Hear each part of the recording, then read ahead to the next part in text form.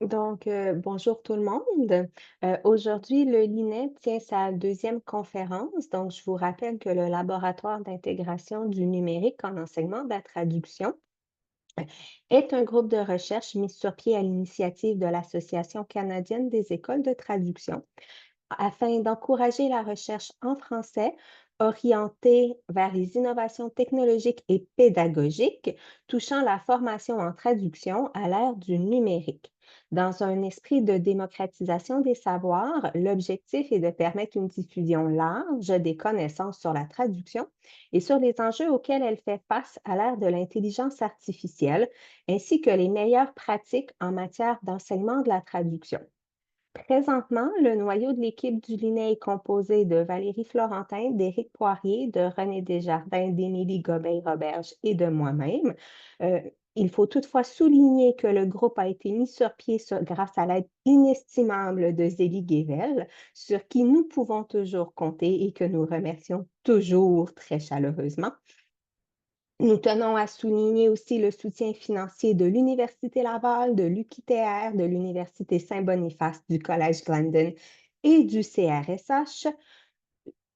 Et on rappelle que le LINES est aussi un blog sur la pédagogie. Restez à l'affût car un appel à articles sera diffusé cet après-midi. La conférence de ce matin s'intitule La localisation de jeux vidéo, un levier pour le développement de compétences traductionnelles globales. Elle est prononcée par Hugo Ellefsen. Hugo est doctorant au programme interdisciplinaire en humanité à Concordia. Il est détenteur d'un baccalauréat en traduction de cette université et d'une maîtrise en traduction audiovisuelle de l'Université de Roehampton à Londres. Il a travaillé comme traducteur et réviseur, autant au Canada qu'au Royaume-Uni. Il enseigne les technologies de la traduction, la localisation de jeux vidéo ainsi que la traduction technique. Ses travaux ont été publiés dans The Journal of Internationalization et Localization et Digital Translation, ainsi que dans Circuit. Ses recherches portent sur la localisation des jeux vidéo et sur l'interaction entre les jeux et les contextes culturels plus larges, dont notamment les liens entre la terminologie mécanique traduite dans Donjons et Dragons et son intégration dans le domaine de la localisation vidéoludique. Donc, Hugo, la parole est à toi. Merci Alexandra. Désolé, hein, je fais des phrases longues et j'en mets beaucoup. Et le Journal of Internationalization and Localization. En tout cas, c'est long à dire. Merci d'être venu en grand nombre. Merci d'être là. Donc, sans plus tarder, ben, je vais me lancer. Je vais vous présenter un peu mon plan, ce dont je veux vous parler aujourd'hui.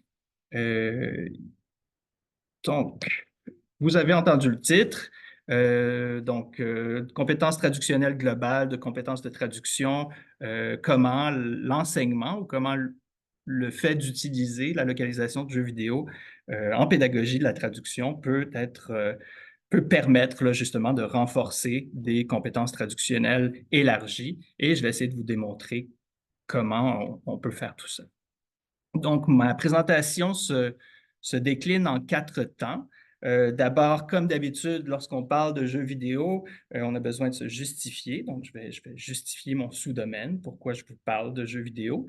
Ensuite, je vais parler du texte vidéoludique ou du contenu vidéoludique selon une approche de multimodalité. Je vais vous parler de variété de contenu vidéoludique et d'une certaine typologie ou taxonomie du contenu vidéoludique, particulièrement de la terminologie vidéoludique.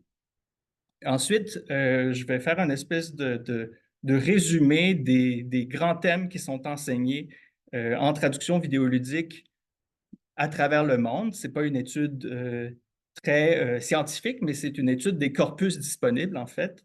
Je vais revenir là-dessus. Donc, tous les thèmes qui sont enseignés dans la traduction vidéoludique. Et enfin, ben, je vais vous donner des pistes pour intégrer du contenu vidéoludique à la formation en traduction. Et quand je dis à la formation en traduction, c'est dans à peu près tous les cours de transfert linguistique, ou du moins dans des cours de transfert linguistique qui ne sont pas nécessairement liés au domaine de la traduction vidéoludique. Donc, allons-y pour une justification du sous-domaine. Donc, à chaque fois que je parle de jeux vidéo, je dois assommer les gens avec des chiffres, avec des milliards de dollars qui sont souvent des quantités qui dépassent l'entendement humain. Euh, le jeu vidéo, l'industrie du jeu vidéo a généré 187,7 milliards de revenus en 2024. D'ici 2027, on prévoit que le marché va générer 213 milliards de dollars.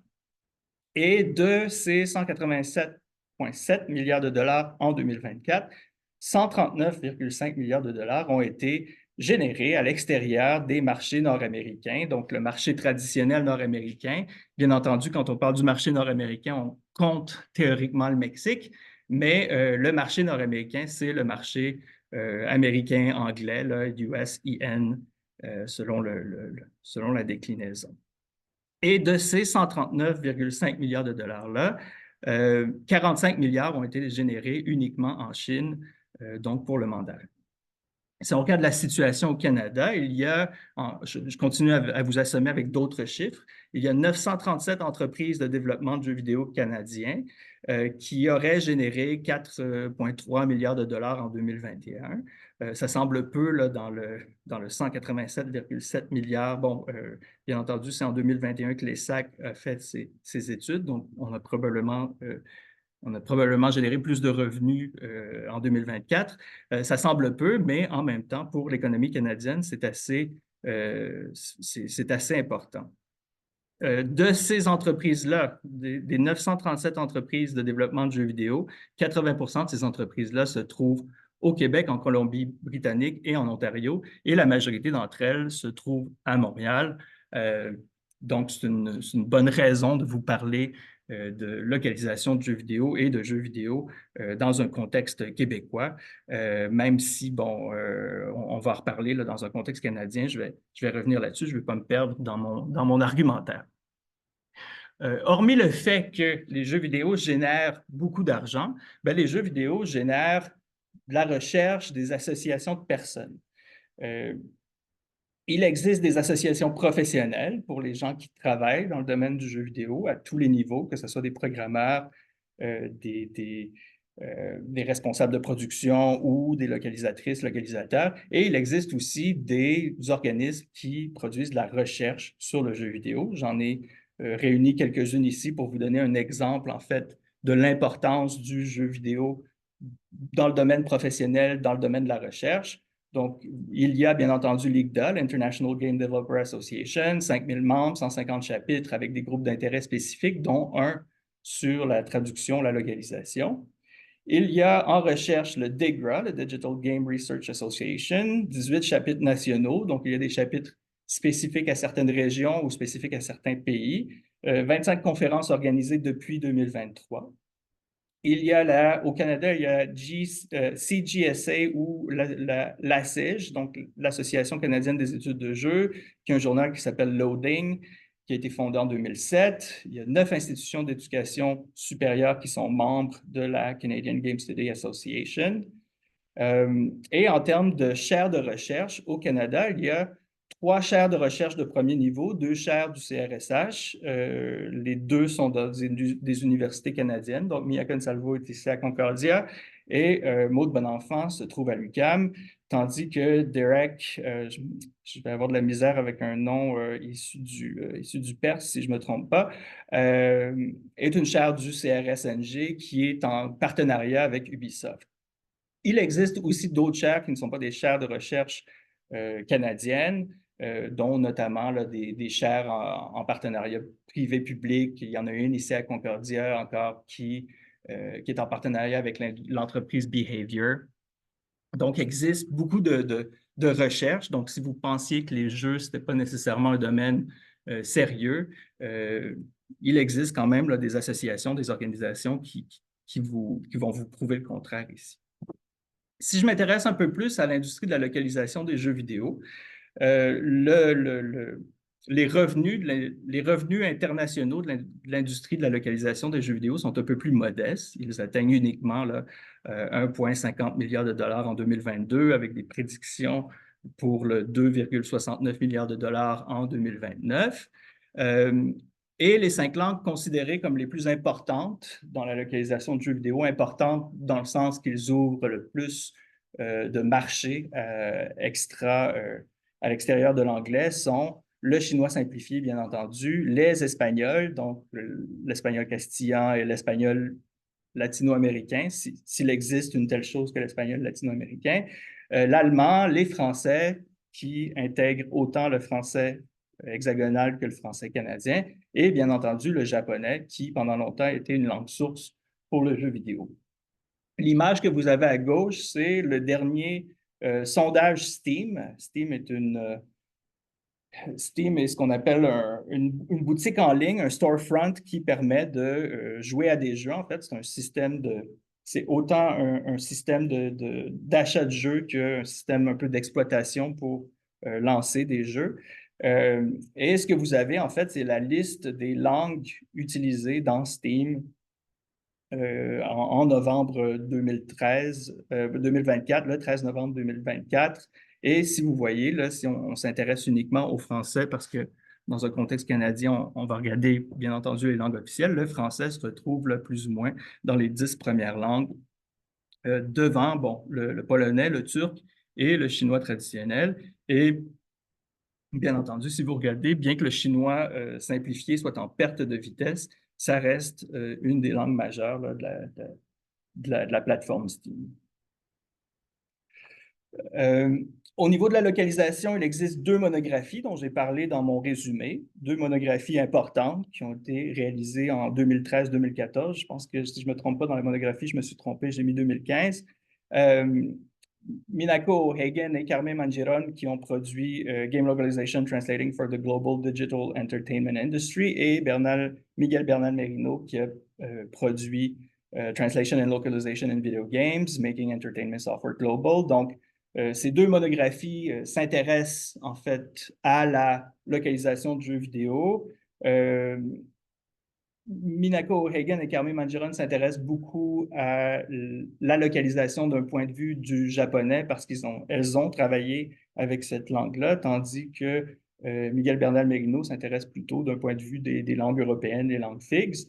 Mais les 2 monographies parlent d'un besoin d'enseigner la localisation des jeux vidéo dans les universités parce qu'il y a une demande autant chez les étudiants qui sont intéressés par le domaine, mais aussi le milieu professionnel, l'industrie, avait fait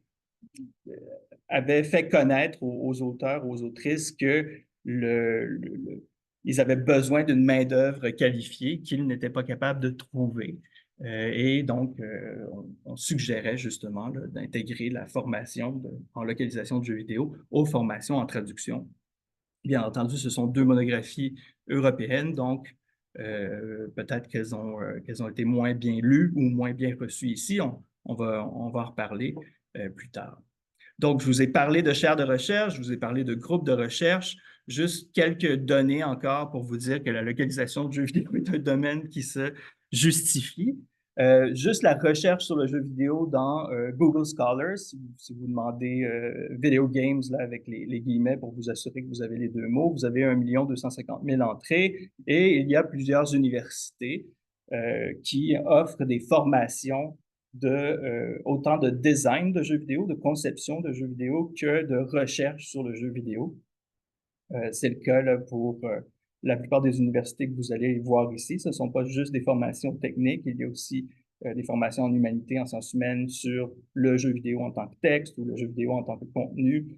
C'est le cas à Concordia parce que je connais bien Concordia, mais la plupart des universités qui sont sur cette liste-là considèrent le jeu vidéo autant comme un objet de recherche que comme un objet de conception, de production. Donc, le jeu vidéo est enseigné de plusieurs façons. Pour ce qui est de la recherche et de la formation sur la localisation de jeux vidéo, encore une fois, c'est un peu plus modeste. On trouve plus ou moins 59 000 entrées sur Google Scholar avec les termes video game et translation et 18 000 entrées pour video game et localization. Donc, des fois aussi, il y a une certaine... on n'entrera pas dans ce débat-là. Certaines personnes sont confuses entre le mot localisation et traduction. Donc, des fois, ça crée ce problème-là. Les gens utilisent localisation, utilisent traduction sans s'intéresser nécessairement à la définition. En termes de formation, vous avez quelques universités ici, je vais vous en présenter d'autres, mais c'est pour vous montrer qu'en fait, qu'il y a des universités un peu partout sur la planète et sur plusieurs continents qui enseignent la localisation de jeux vidéo, donc, dont l'Université de Montréal, ici au Québec, qui a un cours de localisation de jeux vidéo. En 2014, pour revenir à la monographie de Miguel Bernal Merino, Miguel Bernal Merino avait recensé en fait un ensemble d'universités qui enseignaient la localisation de jeux vidéo à différents degrés. Des fois, c'était juste une petite formation dans le cadre d'un cours de technologie de la traduction et des fois, c'était un cours complet. Donc, c'est assez varié. Bien entendu, Miguel Ángel Bernal Merino et Carmen Mangiron sont tous les deux basés en Espagne. Et donc, vous allez voir dans les deux tableaux, parce que je n'ai pas réussi à rentrer tout sur le même tableau, que l'Espagne est particulièrement présente dans ces universités-là. Moi, ce que je vais faire, je vais comparer avec la liste des universités membres de l'ACET, de l'Association des écoles de traduction. Et si une de vos écoles, parce que je sais qu'on provient tous d'universités différentes, si une de vos institutions a intégré la formation de jeux vidéo et que je ne l'ai pas mis dans ma liste, pardonnez-moi, mais à culpa, c'est juste que j'ai pas vu passer la communication sur LinkedIn ou j'ai pas vu passer l'annonce du cours officiel quand j'ai parcouru les programmes. Donc, à ce que j'en sais, vous avez plus ou moins un portrait de la localisation de jeux vidéo dans les universités canadiennes. À l'Université de Concordia, il n'y a pas vraiment de cours. Il se pourrait que dans un cours de localisation qui est offert à Concordia ou un cours de technologie de la traduction, qu'on puisse ajouter une séance ou un atelier dans un cours de technologie, dans un cours de sous-titrage aussi. Je pense que je l'ai fait dans le cadre d'un cours avec Madame York, donc de parler de jeux vidéo parce qu'il y a une composante audiovisuelle dans les jeux vidéo. Mais c'est souvent juste une séance qui est donnée au bon vouloir de l'enseignant et selon la disponibilité de la ressource. À l'Université de Montréal et à l'Université York, c'est un petit peu plus exhaustif comme formation. Donc, à l'Université de Montréal, il y a un cours de 15, qui se décline en 15 cours, là, une session complète à l'Université de Montréal, qui est offert autant à la Faculté des arts et des sciences qu'à la Faculté de l'éducation permanente.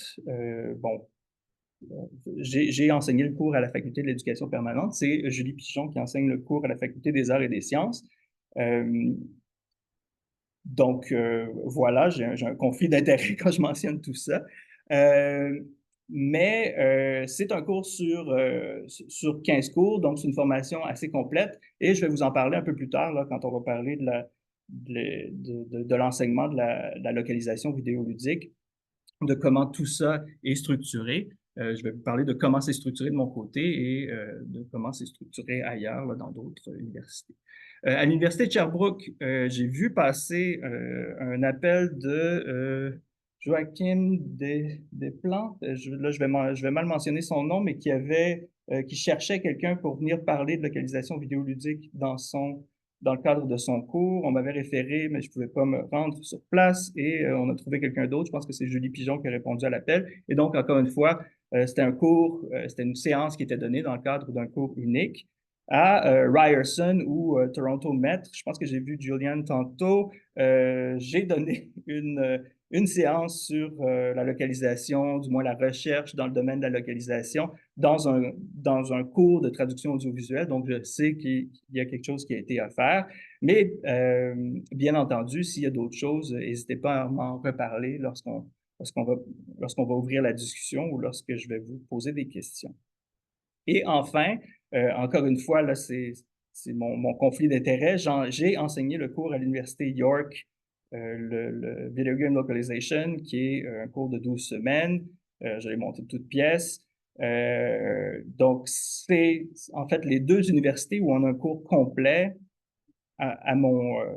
selon ce que j'en sais, là, c'est l'Université de Montréal et l'Université de York. Je sais que l'UQO avait un cours qui semblait vouloir parler de localisation de jeux vidéo, mais je ne sais pas s'il s'est réalisé. Donc, s'il y a quelqu'un de l'UQO ou si quelqu'un qui en sait plus, n'hésitez pas à me le dire et je vais mettre à jour mes données. Donc, la question que j'aimerais vous poser et sur laquelle vous pourriez réfléchir et peut-être que vous pourriez me donner une réponse plus tard, considérant que les jeux vidéo, c'est quand même un domaine qui a une cinquantaine d'années. On parle des jeux vidéo, bon, les jeux vidéo ont commencé officiellement vers la fin des années 50, mais vraiment la distribution de masse des jeux vidéo commence avec l'Atari, les consoles Pong, qui est plutôt 1974. Euh, donc, les jeux vidéo ont 50 ans.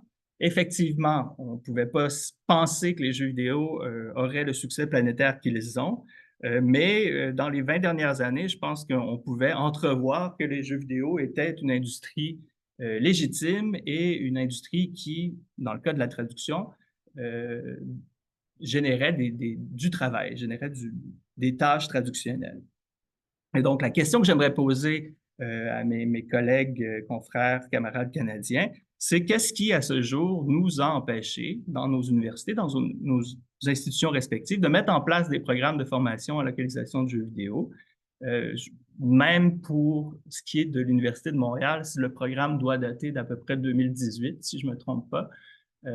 Pour York, le programme a commencé plus ou moins en 2021 de façon 2022, ouais, 2022 de façon plus formelle. Donc, qu'est-ce qui, pendant tout ce temps-là, nous a empêchés de le faire alors que, je vous ai montré, là, Miguel Ángel Bernal Merino, déjà en 2014, avait recensé plusieurs universités qui parlaient de jeux vidéo. Donc, pensez à tout ça pendant que je vais vous parler d'autres choses et j'aimerais peut-être récolter vos réponses d'ici la fin. Donc, quand on parle du jeu vidéo, on parle d'un objet, d'un artefact multimodal. On parle d'un artefact qui offre une variété de contenus, une variété de textes. Des fois, on parle du texte vidéoludique. Souvent, les gens en études littéraires s'intéressent aux jeux vidéo comme un texte. Il y a des cours qui se donnent comme Video Game and or as Literature. Donc, il y a on lit le jeu vidéo comme un texte, mais d'un point de vue traductionnel, il y a quand même un aspect multimodal assez important et donc, je préfère parler de contenu plutôt que de texte.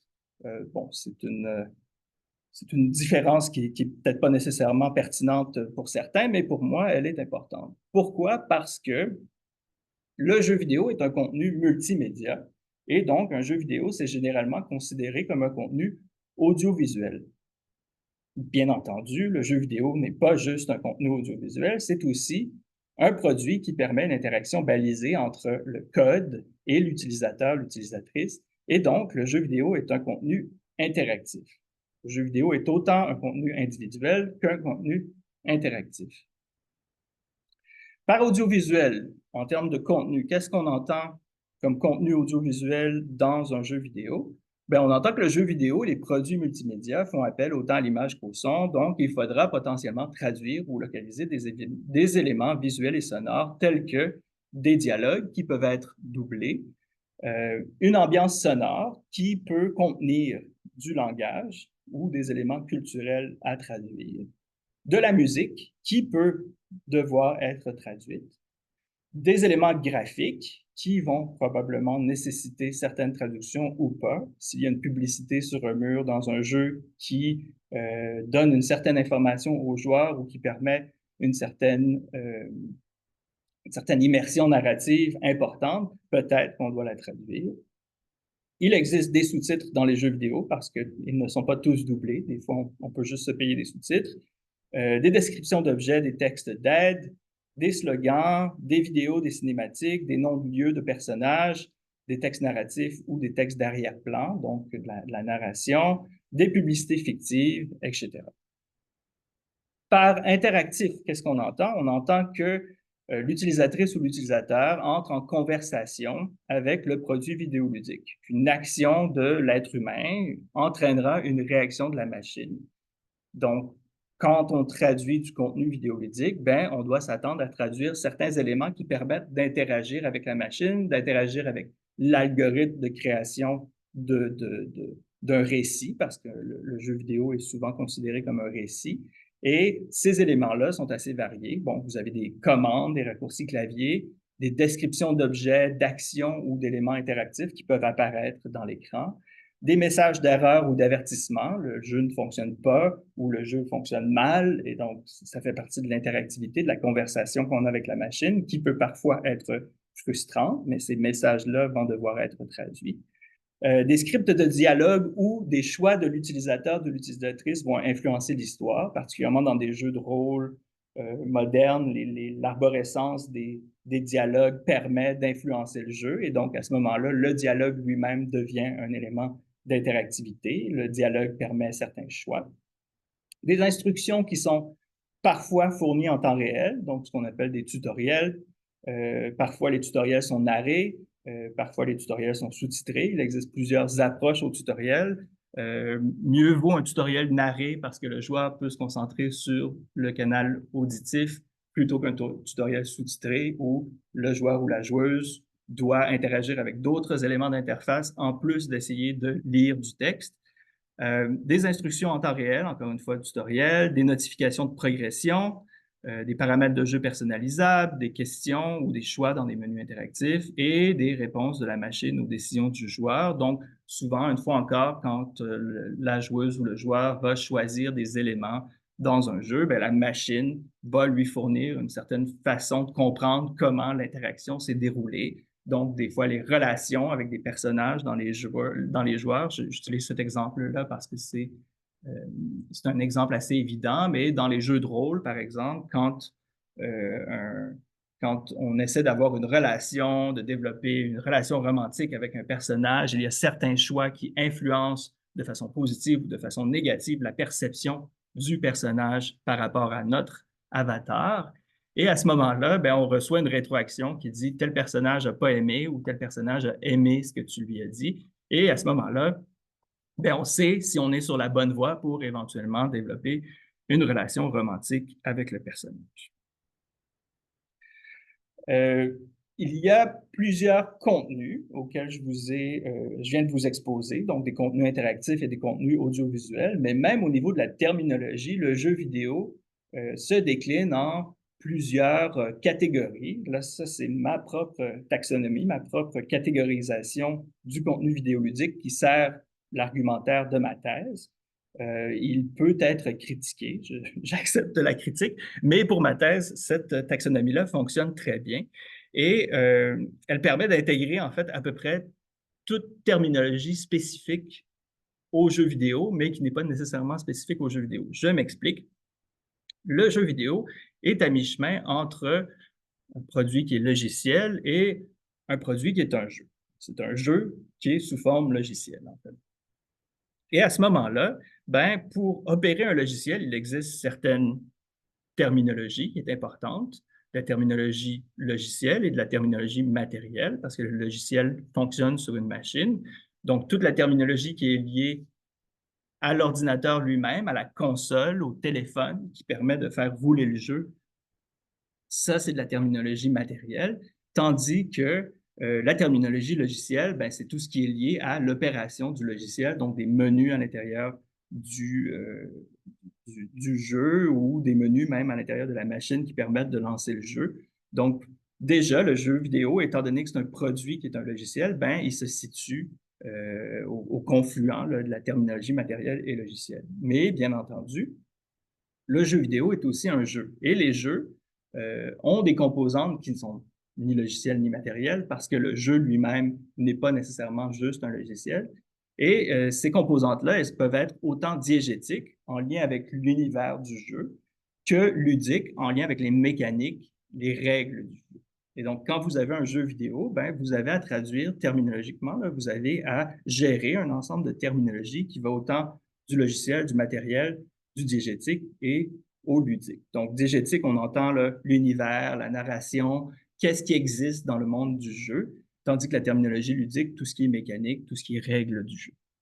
Et là, ben, j'ai fait un graphique pour essayer de le représenter. J'aime bien essayer de systématiser tout ça. Bien entendu, le graphique est en anglais parce que I want to pong, puis ben, c'est la langue de ma thèse, mais éventuellement, j'essaie de retravailler là, mon graphique pour essayer de le rendre plus J'essaie de faire un diagramme de Venn qui fonctionne, mais du moins, j'espère qu'il est compréhensible pour vous. Donc, voici un exemple là, de terminologie avec certains éléments terminologiques. Ce que j'ai oublié de vous dire, c'est que dans la plupart des terminologies, ben, la terminologie se décline en terminologie générique et terminologie propriétaire. Générique dans le sens qu'elle est utilisée sans droit, sans copyright, tandis que propriétaire, ben, c'est de la terminologie qui est spécifique à un système particulier. Là, vous en avez des exemples. Donc, ce sont des exemples très simples.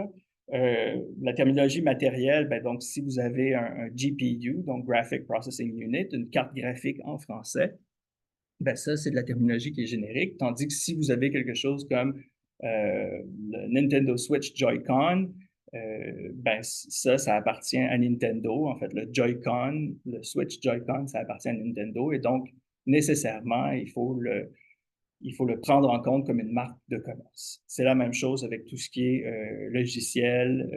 La terminologie logicielle se décline en générique et propriétaire.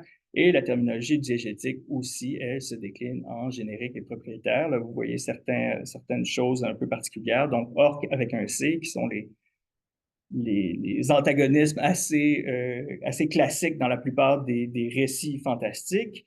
Orc avec un K a potentiellement été fait l'objet de copyright par Games Workshop qui a la licence Warhammer. Donc, orc avec un K, même si ça ressemble à un orc avec un C, c'est une terminologie plutôt propriétaire.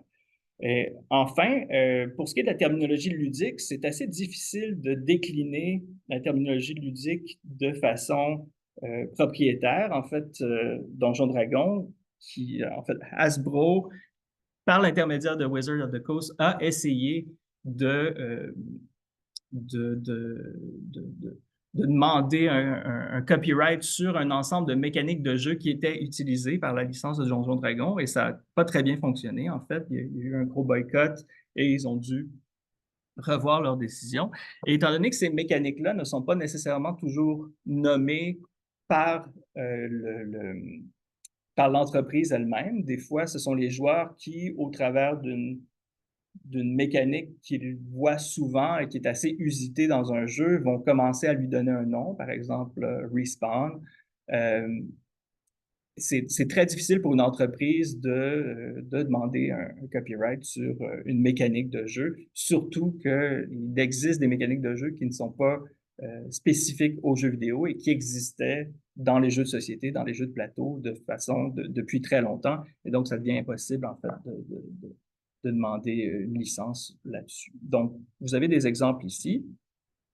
Et si on se met à coupler l'aspect audiovisuel et l'aspect interactif avec la terminologie, ben, vous avez un tableau qui ressemble plus ou moins à ça, avec des exemples. Donc, il y a certains niveaux il y a un certain lien entre certains éléments terminologiques, certains chevauchements entre certaines catégories terminologiques et d'autres catégories terminologiques. Là, je ne passerai pas au travers du tableau, mais ça vous donne une idée. Là. Par exemple, la terminologie matérielle en audiovisuel, ben, elle a un impact, elle améliore la qualité visuelle et sonore, et il y a un certain chevauchement parce que dès qu'on installe un périphérique, ben, le périphérique a des drivers, des pilotes, et à ce moment-là, ça relève plutôt du domaine logiciel. Donc, des fois, le logiciel et le matériel sont liés l'un à l'autre. Même chose avec les terminologies logicielles. Dans un aspect d'audiovisuel, ben, le logiciel va gérer les effets visuels, tout ce qui est paramètres de carte graphique, anti-crénelage, compatibilité avec différents systèmes, parce qu'il existe des jeux qui peuvent être joués sur plusieurs systèmes, l'ajout de contenu, donc tout ce qui est downloadable content, contenu additionnel. Et encore une fois, ben, la terminologie logicielle a une interaction directe avec le matériel qui permettrait d'optimiser les performances. Donc, quel type d'anti-crénelage voulez-vous utiliser, avec quel type de carte graphique vous disposez pour avoir un maximum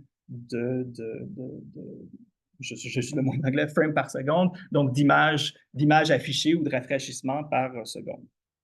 C'est un exemple ici. Pour ce qui est de l'interactif, ben, c'est similaire. Il existe un certain chevauchement, par exemple, dans la terminologie ludique. Donc, la terminologie ludique, on le rappelle, ce sont les mécaniques de jeu. Ça définit l'expérience utilisateur. Ben, la terminologie ludique, elle va se chevaucher parfois avec la terminologie diégétique parce que les jeux, des fois, brisent le quatrième mur. Et donc, une certaine règle, même si elle existe d'une façon métaludique, là. Elle n'existe pas nécessairement dans le jeu, mais elle explique quelque chose. Par exemple, si je tue assez de monstres dans ma journée, ben, je vais devenir plus fort, je vais apprendre quelque chose, je vais monter de niveau.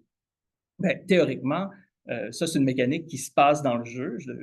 J'ai de l'expérience qui me permet d'être plus fort, d'être plus intelligent, d'avoir des meilleures stratégies pour combattre un monstre une autre fois. Ben, dans ce cas-ci, il existe certains jeux qui brisent le quatrième mur et vous disent que il faudrait que il faudrait que vous alliez dormir pour monter de niveau. Et donc, à ce moment-là, le monter de niveau existe dans le jeu, tandis que théoriquement, il devrait juste exister dans les règles, etc. Je vais passer le tableau parce que je ne veux pas m'attarder là-dessus, mais voici voici donc mon argument lorsque je vous parle de compétences traductionnelles globales. Les traducteurs, les traductrices qui travaillent sur le jeu vidéo doivent maîtriser des terminologies diverses. Donc, on doit comprendre, manipuler différentes catégories, matériel, logiciel, diégétique, ludique, ce qui va renforcer leurs compétences techniques et linguistiques. D'un côté, la terminologie matérielle, la terminologie logicielle reste très technique. C'est de la recherche d'équivalence, de la création d'équivalence, mais en lien avec certaines contraintes d'une traduction technique scientifique. Tandis que la terminologie diégétique, particulièrement, fait appel à la transcréation, la traduction plus culturelle, l'adaptation culturelle, et donc permet de développer des compétences très, très éloigné de ce qu'on développe lorsqu'on s'intéresse à la terminologie matérielle et logicielle. La traduction de jeux vidéo permet d'adapter notre style, notre façon de traduire à des contenus variés, encore une fois, autant les contenus audiovisuels qu'interactifs, les dialogues, les interfaces utilisateurs, les éléments graphiques, les mécaniques de jeu. C'est cette diversité-là qui va améliorer la capacité des traducteurs à gérer des projets complexes et à s'adapter à des formats variés. Bien entendu, étant donné que le traducteur et que la traductrice de jeux vidéo travaillent sur des domaines variés, ben, ça demande une certaine flexibilité, une capacité de s'adapter à des nouveaux contenus rapidement, à découvrir, en fait, à identifier un type de contenu et à modifier son style pour être capable de traduire ce contenu-là.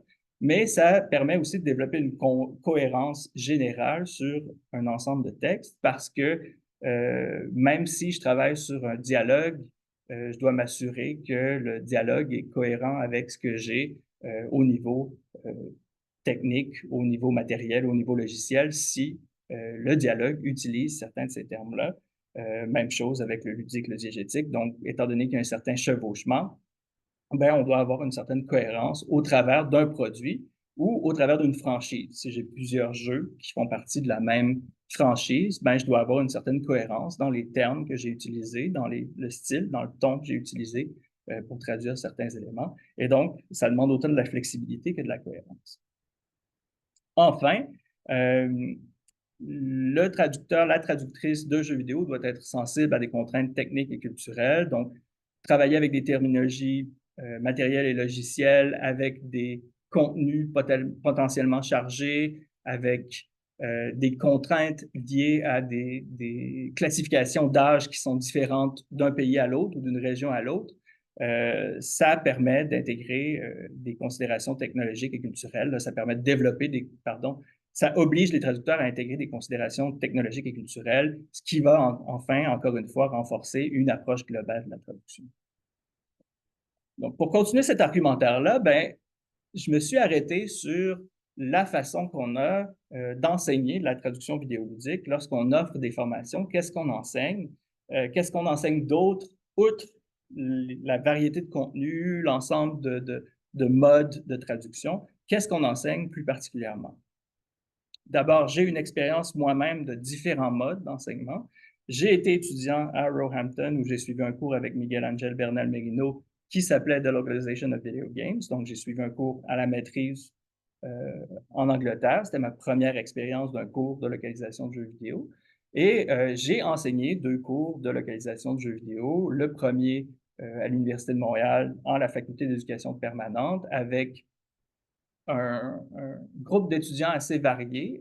La faculté d'éducation permanente permettait aux étudiants, autant à la maîtrise qu'aux étudiants inscrits à l'éducation permanente, de s'inscrire à ce cours-là. Donc, j'avais une clientèle assez variée, encore plus variée parce que la faculté d'éducation permanente réunissait des gens qui ne provenaient pas nécessairement de la traduction. Donc, dans mon premier cours, j'avais 2 actrices qui faisaient du doublage.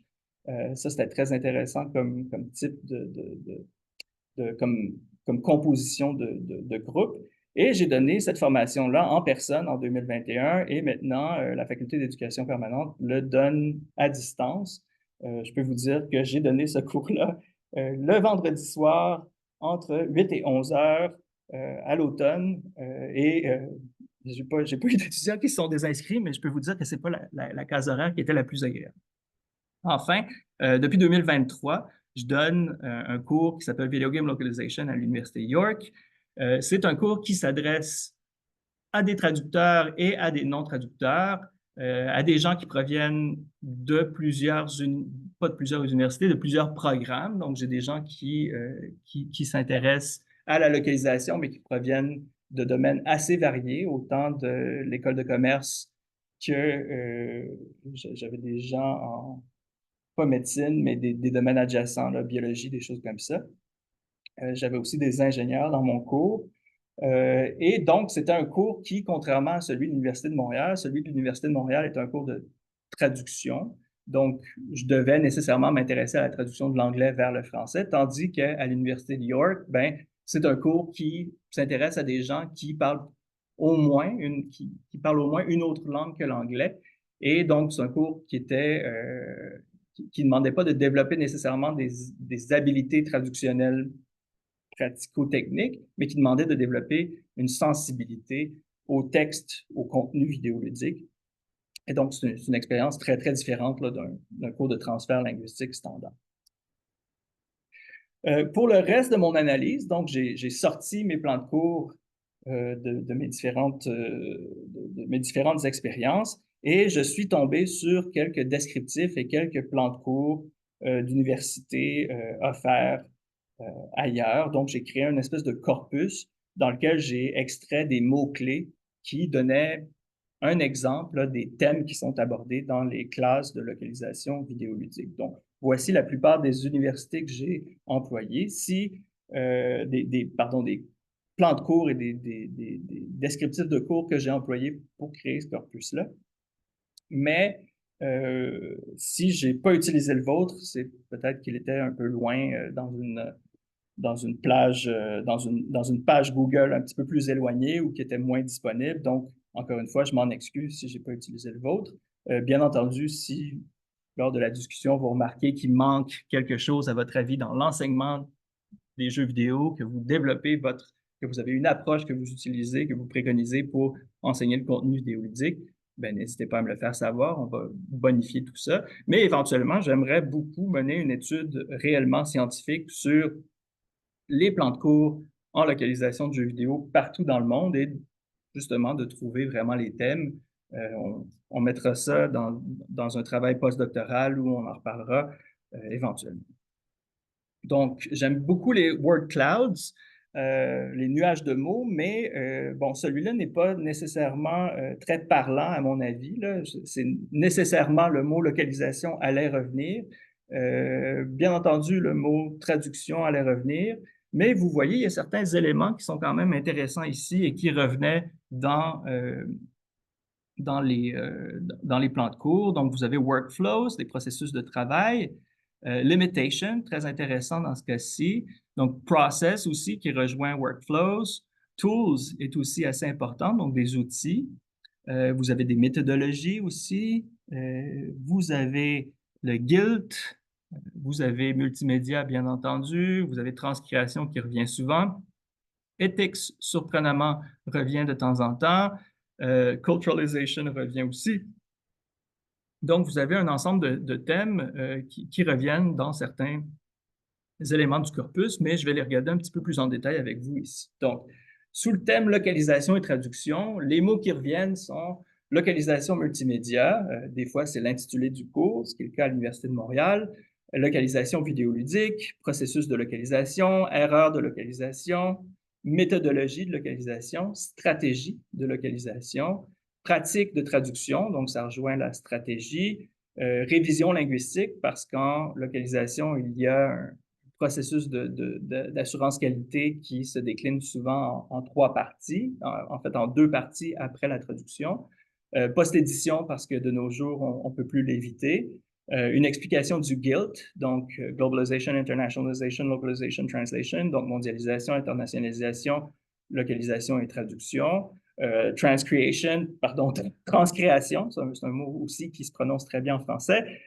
Transcréation, donc l'idée que la localisation permet là, de dépasser le stade du transfert linguistique simple, c'est-à-dire de juste passer d'une langue à l'autre, d'un mot à l'autre, mais de développer en fait un nouveau texte complètement, une réécriture, la culturalisation qui est assez importante aussi parce que la localisation du jeu vidéo est assujettie en fait à des systèmes de classification qui veulent éviter que les jeux ne soient pas critiqués par le public, donc pour éviter que la mise en marché soit problématique, bien, on s'assure, grâce à la culturalisation, que le jeu vidéo est adéquat et acceptable pour une région ou pour un pays donné. Ensuite, un des autres thèmes, c'est le thème de l'industrie de la localisation et des jeux vidéo. Bien entendu, beaucoup des étudiantes et des étudiants qui prennent le cours de traduction et de localisation de jeux vidéo veulent travailler dans l'industrie du jeu vidéo. Donc, c'est nécessaire d'intégrer ce genre de thème dans un cours parce qu'ils veulent travailler, donc ils veulent joindre l'industrie. Donc, parler de l'industrie de la localisation, parler des marchés de la localisation, parler des langues importantes. Bon, c'est pas tous les programmes de traduction qui sont uniquement axés sur le transfert linguistique entre deux langues, mais quand on peut parler d'autres langues qui ouvrent des marchés, les étudiants sont toujours réceptifs à ça. Producteurs dans le sens d'éditeurs ou de gens qui possèdent les moyens de production, les plateformes de distribution, les plateformes de jeux, économie politique de la localisation, normes professionnelles, développement de portfolio de localisation, développement de projets de localisation et des modèles de localisation. Là, ce qu'on a vu tantôt quand on a vu Workflows, c'est ça le modèle de localisation, le modèle standard, comment on prend un jeu, on le localise, combien de personnes mettent leurs mains à la pâte, comment le processus s'organise en fonction du développement lui-même. Maintenant, on parle de localisation en parallèle avec le développement. Donc, tout ça, une explication de comment on fait la saucisse. Les aspects techniques, bien entendu, parce que la localisation de jeux vidéo est considérée comme éminemment technique parce que, bon, on utilise des technologies, donc les outils de localisation, les outils de TAO. Le mot variable revient souvent parce que les traductrices et les traducteurs de jeux vidéo ont à traduire des mots qui éventuellement vont se décliner en plusieurs façons, des mots qui sont entrés dans un algorithme et qui vont probablement varier. Donc, par exemple, si je ramasse un objet par terre, il se pourrait que j'en ramasse deux et il se pourrait que cet objet-là s'insère dans une phrase qui est organisée pour que j'ai juste besoin de changer le nom de l'objet sans nécessairement changer le reste de la phrase. Des limites de caractère, on en parle beaucoup dans le domaine des jeux vidéo, mais c'est pas quelque chose qui est étranger, par exemple, au sous-titrage. Les tests linguistiques, les bugs linguistiques, comment repérer le bug linguistique. Le test linguistique est la même chose, c'est de trouver des bugs linguistiques. Les technologies d'intelligence artificielle en localisation et des aspects techniques de la localisation, donc tout ça sous l'égide du terme aspect technique. Bien entendu, je suis coupable de faire ça, mais on utilise beaucoup de typologies, de façon d'organiser le contenu vidéoludique, le contenu multimodal. Donc, on parle souvent d'artefacts multimodaux, de typologie de texte, de typologie des contenus. On parle du contenu vidéoludique, du texte vidéoludique. On parle de jeux vidéo adaptés pour différentes plateformes. Donc, quand un jeu passe d'une plateforme à l'autre, il se pourrait qu'il y ait des éléments qui changent et donc le contenu lui-même va devoir changer. Et on parle aussi de traduction de contenu varié parce que lorsqu'on traduit du jeu vidéo, bon, je voulais mentionner avec mes différents exemples de terminologie, mais lorsqu'on traduit un jeu vidéo, ben, il se pourrait très bien aussi qu'on traduise des applications qui permettent d'utiliser le jeu vidéo en parallèle avec un téléphone, des sites web qui parlent du jeu vidéo parce que de moins en moins, on a des manuels d'instruction, des logiciels qui permettent de faire certaines choses dans le jeu vidéo. Là, je vais vous parler de modding tantôt, donc c'est un exemple, mais il existe un ensemble de paratextes ou de péritextes qui n'est pas lié au jeu lui, en fait, qui est lié au jeu lui-même, mais qui n'est pas du jeu lui-même, donc des contenus variés.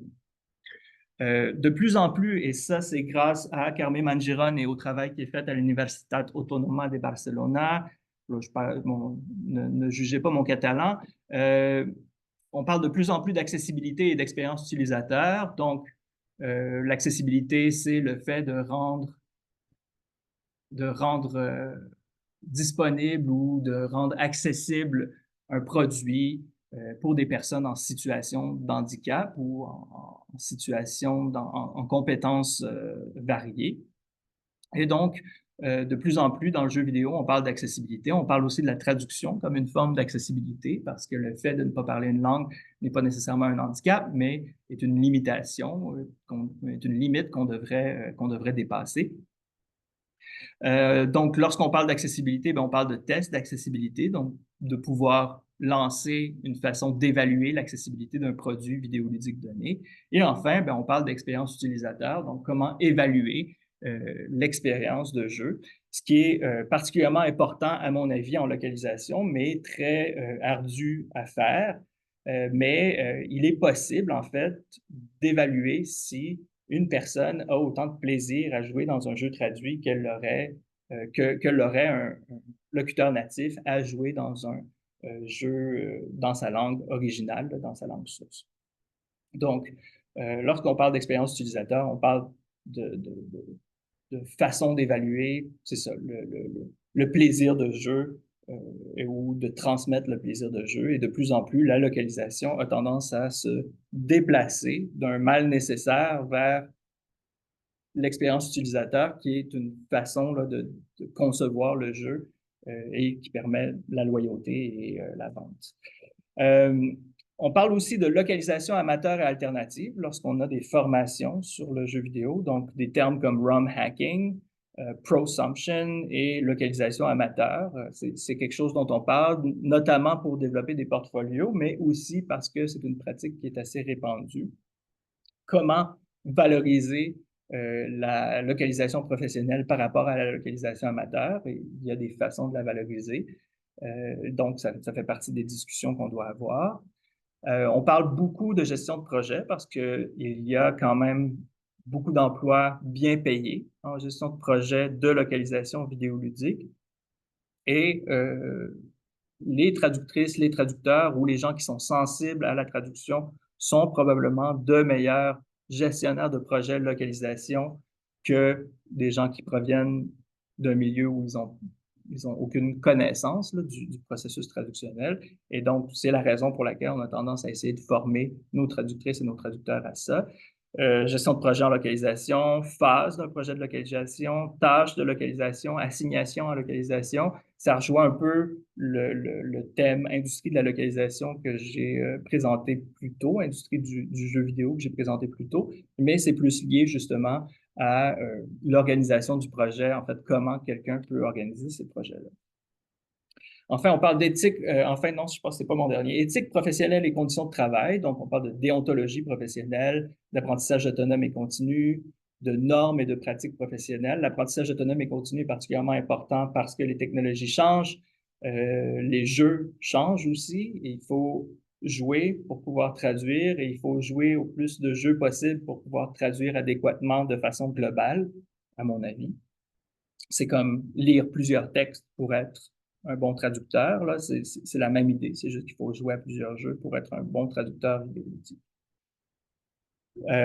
Par contre, il existe un grand défi dans l'enseignement de la localisation vidéoludique, et c'est de trouver du matériel pédagogique qui est en adéquation avec la réalité, qui permet vraiment aux étudiants de développer des compétences qui sont en adéquation avec les besoins de l'industrie. Ce problème-là est lié au fait que l'industrie du jeu vidéo baigne dans un secret presque militaire. Le nombre de clauses de confidentialité que j'ai signées en travaillant sur à peu près juste 3 ou 4 projets est effarant. Il y a beaucoup d'entraves à l'utilisation du contenu aussi. Les entreprises protègent assez fermement leur propriété intellectuelle. Et donc, il est souvent ardu de se procurer du véritable contenu vidéoludique sur lequel nos étudiantes, nos étudiants peuvent travailler et éventuellement développer des portfolios qui leur permettraient d'intégrer l'industrie. Parce que l'industrie l'industrie recrute beaucoup sur les gens qui ont de l'expérience pratique et on ne peut pas juste leur fournir une expérience théorique du jeu. Les enseignants doivent donc souvent utiliser des jeux indépendants, ce qui n'est pas problématique, mais à mon avis, les jeux indépendants n'ont pas toute la panoplie de contenu vidéoludique possible. Notamment, là, souvent le contenu audiovisuel n'est pas nécessairement très présent. C'est souvent du contenu textuel qu'on a à traduire, ou déjà en distribution libre, notamment toute la bibliothèque du Logjam. Le Logjam est un espèce d'événement de localisation qui réunit plusieurs universités. Se passe réunit rarement des universités au Canada, faute d'avoir des équipes, là, mais c'est un peu des jeux de la traduction, mais pour la traduction des jeux vidéo. Et donc, avec la bibliothèque du Logjam, on peut trouver des jeux à traduire qui ont été complètement éventrés et desquels on a extirpé là, toutes les chaînes de caractères pour pouvoir les localiser. Certains enseignants, à défaut de trouver du matériel, doivent créer du matériel fictif, ce qui n'est pas nécessairement un problème, mais encore une fois, je pense que le matériel fictif risque de garder les étudiants centrés sur le texte, parce que je pense qu'un étudiant n'a pas le temps de créer du matériel audiovisuel, à mon avis, n'a pas le temps de créer du matériel audiovisuel conséquent pour avoir un ancrage dans la réalité. Et donc, je le résume et je l'ai dit encore une fois, la plupart des jeux qui sont utilisés, autant les jeux indépendants que le matériel fictif, que le peu de texte qu'on peut trouver, ce sont des jeux qui font très peu appel à des compétences, notamment là, des compétences de traduction audiovisuelle qui sont, à mon avis, assez importantes, particulièrement dans le jeu AAA, qui est du jeu à grand déploiement. Donc, enfin, et je pense que je vais dépasser un petit peu mon temps, mais ça ne sera pas très long ici pour la section 4. Donc, moi, ce que je vous propose, c'est une façon d'intégrer du contenu vidéoludique selon différents degrés de technocompétences. Donc, je vais aller du moins technocompétent au plus technocompétent. Et ce type de contenu, encore une fois, je vous le rappelle, n'a pas besoin d'être intégré dans un cours de traduction vidéoludique nécessairement sur 15 sessions. Mais si vous voulez commencer à intégrer du contenu vidéoludique, ben, je vous offre quelques pistes de solutions qui peuvent être utiles dans vos cours respectifs. Donc, des manuels et terminologies, ça c'est le plus simple, et ça va jusqu'à la participation collaborative totale qui va probablement vous demander notamment des compétences technologiques, mais aussi probablement un cours sur 13 séances ou peut-être même un cours plus long pour être capable de venir à bout d'un grand projet de traduction. Mais voici comment vous pourriez vous procurer du matériel. D'abord, ben, si vous voulez travailler sur la terminologie, si vous êtes dans un cours de traduction scientifique et technique ou juste un cours de terminologie, que vous voulez que les étudiants fassent du repérage terminologique, bien, il existe des ressources disponibles assez facilement sur les internets et ce sont des manuels ou des guides d'installation de jeux vidéo et vous allez développer ces informations-là vous allez développer ces compétences-là au travers là, des manuels. Donc, avec un manuel, ben, vous allez faire du repérage, vous allez identifier certains termes, et si vous êtes chanceux, ben, vous pouvez même tomber sur le manuel en français ou un autre manuel d'un autre jeu qui vous permettrait éventuellement de créer des entrées de glossaire. Et à ce moment-là, vous pouvez créer des fiches terminologiques avec du matériel vidéoludique sans vraiment tomber dans quelque chose de très complexe. Il suffit juste de trouver là, le bon support. Donc, voilà pour les manuels, la terminologie. Euh, Ensuite, je peux vous proposer de travailler sur des scripts de jeux vidéo, notamment tous les gens qui travaillent en traduction audiovisuelle, tous les gens qui aimeraient travailler sur du doublage, par exemple. Ben, vous avez la possibilité d'aller chercher des scripts de jeux vidéo qui sont, encore une fois, disponibles librement, souvent sur des wikis qui sont créés par des utilisateurs et qui vous permettent de travailler différents aspects de l'audiovisuel en lien avec le jeu vidéo. Une façon simple de le faire, vous pouvez prendre le script, le rentrer dans une feuille Excel, vous créez un format conditionnel qui change la couleur en fonction du nombre de caractères et forcer les étudiants à faire des réductions en fonction d'un nombre de caractères établi. Ça se fait très bien juste avec un Excel. Sinon, vous pouvez prendre une forme plus complexe, aller télécharger la vidéo sur YouTube. Il existe avec du Creative Commons la possibilité, avec du Creative Commons, la possibilité d'aller chercher du matériel en distribution relativement libre, des gens qui se sont filmés à jouer au jeu, et vous pourriez théoriquement synchroniser vos sous-titres euh, à la vidéo. Euh, Vous pourriez aussi utiliser ces scripts-là pour faire du doublage. J'ai fait ça dans mon cours à l'Université de Montréal quand j'avais mes deux étudiantes qui étaient des actrices de doublage. On avait utilisé un jeu nommé Red Dead Redemption, qui est un jeu à grand déploiement, mais qui est considéré comme un peu du cinéma. C'est le cinéma de genre du jeu vidéo. Et donc, les développeurs ont tendance à ne pas vouloir le doubler, ils veulent juste garder le sous-titrage.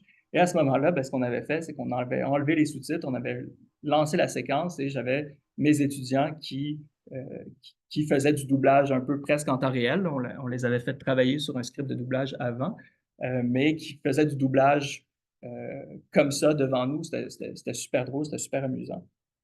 Mais si je reviens aux sous-titres, c'est intéressant de travailler le sous-titre dans le jeu vidéo parce que la plupart des sous-titres dans les jeux vidéo sont mauvais selon les normes de sous-titrage établies, là, les normes de cadence, les normes de nombre de caractères. La plupart des jeux vidéo ne sont pas adéquats. Là. Vous le voyez ici, là, le, le, le sous-titre que j'ai dans mon image a beaucoup trop de caractères par rapport à un sous-titre qui devrait être standard. Et à ce moment-là, ben, vous pouvez forcer les étudiants à, ils ne travaillent pas nécessairement juste sur la traduction, mais encore une fois, à faire de la réduction et à retravailler sur le sous-titre, qui est une tâche de sous-titrage qui existe aussi. Là. On n'a pas besoin de juste générer un sous-titre, de le traduire, etc., etc. On peut juste retravailler sur le sous-titre, le générer à partir de textes établis.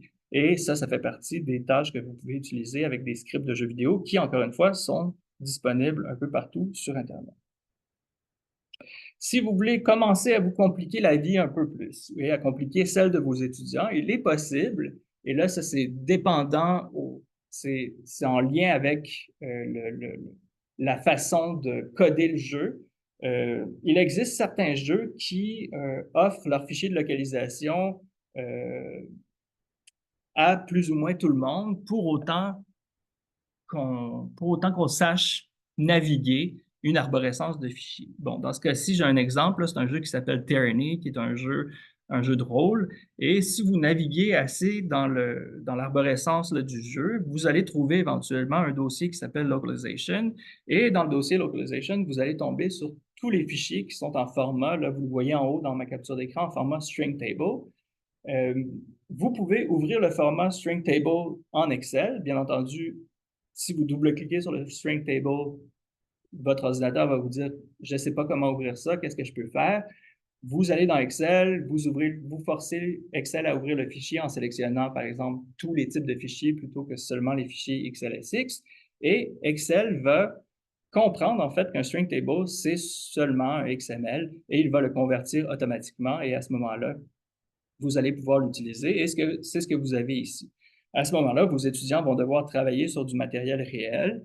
Là, on parle plutôt d'un contenu interactif parce que euh, vous avez là, des variables et vous avez des éléments d'interface qui donnent de l'information aux étudiants. Et donc, ça force les étudiants à se poser la question, à quoi sert ce texte-là? Donc, éventuellement, comment je devrais le traduire? Lorsqu'ils se posent la question sur la fonction, bien, ils vont se poser la question sur la façon de le traduire. Si vous voulez aller plus loin encore, ben, il existe, quand les jeux sont plus vieux et qu'ils sont assez populaires, des façons de modifier le jeu. Quand on parle d'un jeu rétro, c'est un jeu qui a un certain âge. Dans ce cas-ci, c'est le jeu Daggerfall qui a été développé en 1994 et il y a un ensemble d'outils qui ont été développés pour traduire le jeu parce que le jeu n'a pas été traduit officiellement. Et à ce moment-là, chacun des différents types de contenus utilise un différent type d'outils parce que le jeu est encodé et compilé de façon à ce que ça ne soit pas si facile à traduire. Et dans le cas qui nous intéresse ici, là, vous avez un exemple qui permet de traduire tous les lieux nommés, donc les auberges, les villes, les régions, les échoppes de forgerons ou de vendeurs de tapis. Et donc, vous pouvez éventuellement demander à vos étudiants là, de traduire directement dans ces outils-là. Et une fois que vous traduisez directement dans ces outils-là, ben, le texte va s'intégrer directement dans le jeu, étant donné que c'est un jeu qui est relativement vieux au niveau des droits de copyright, c'est relativement une zone grise. Bethesda existe encore, mais Bethesda distribue gratuitement Daggerfall, donc vous n'êtes pas en train de commettre un impair qui vous risque qui vous risque des poursuites tant que vous essayez pas de vendre votre traduction. Mais ce qui est intéressant à ce moment-là, c'est que les étudiantes, les étudiants, bien, ils traduisent dans le jeu, ils sauvegardent leur fichier, ils peuvent voir leur traduction directement, éventuellement, lorsqu'ils vont arriver au bon endroit. Ensuite, on complexifie encore, ben, étant donné que le modding ou la participation collaborative liée à la modification des contenus est de plus en plus à la mode, certains jeux et certains éditeurs fournissent des outils de modification de contenu du jeu pour que les fans puissent ajouter elles-mêmes ou eux-mêmes du contenu dans leur jeu.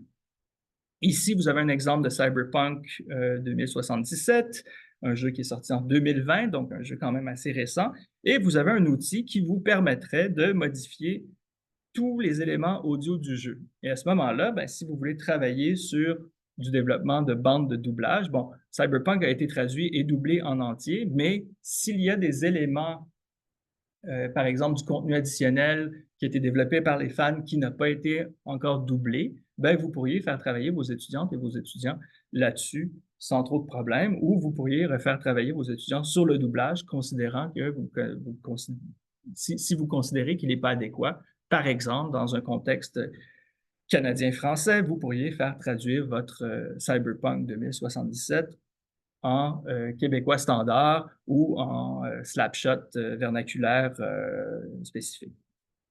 Voilà.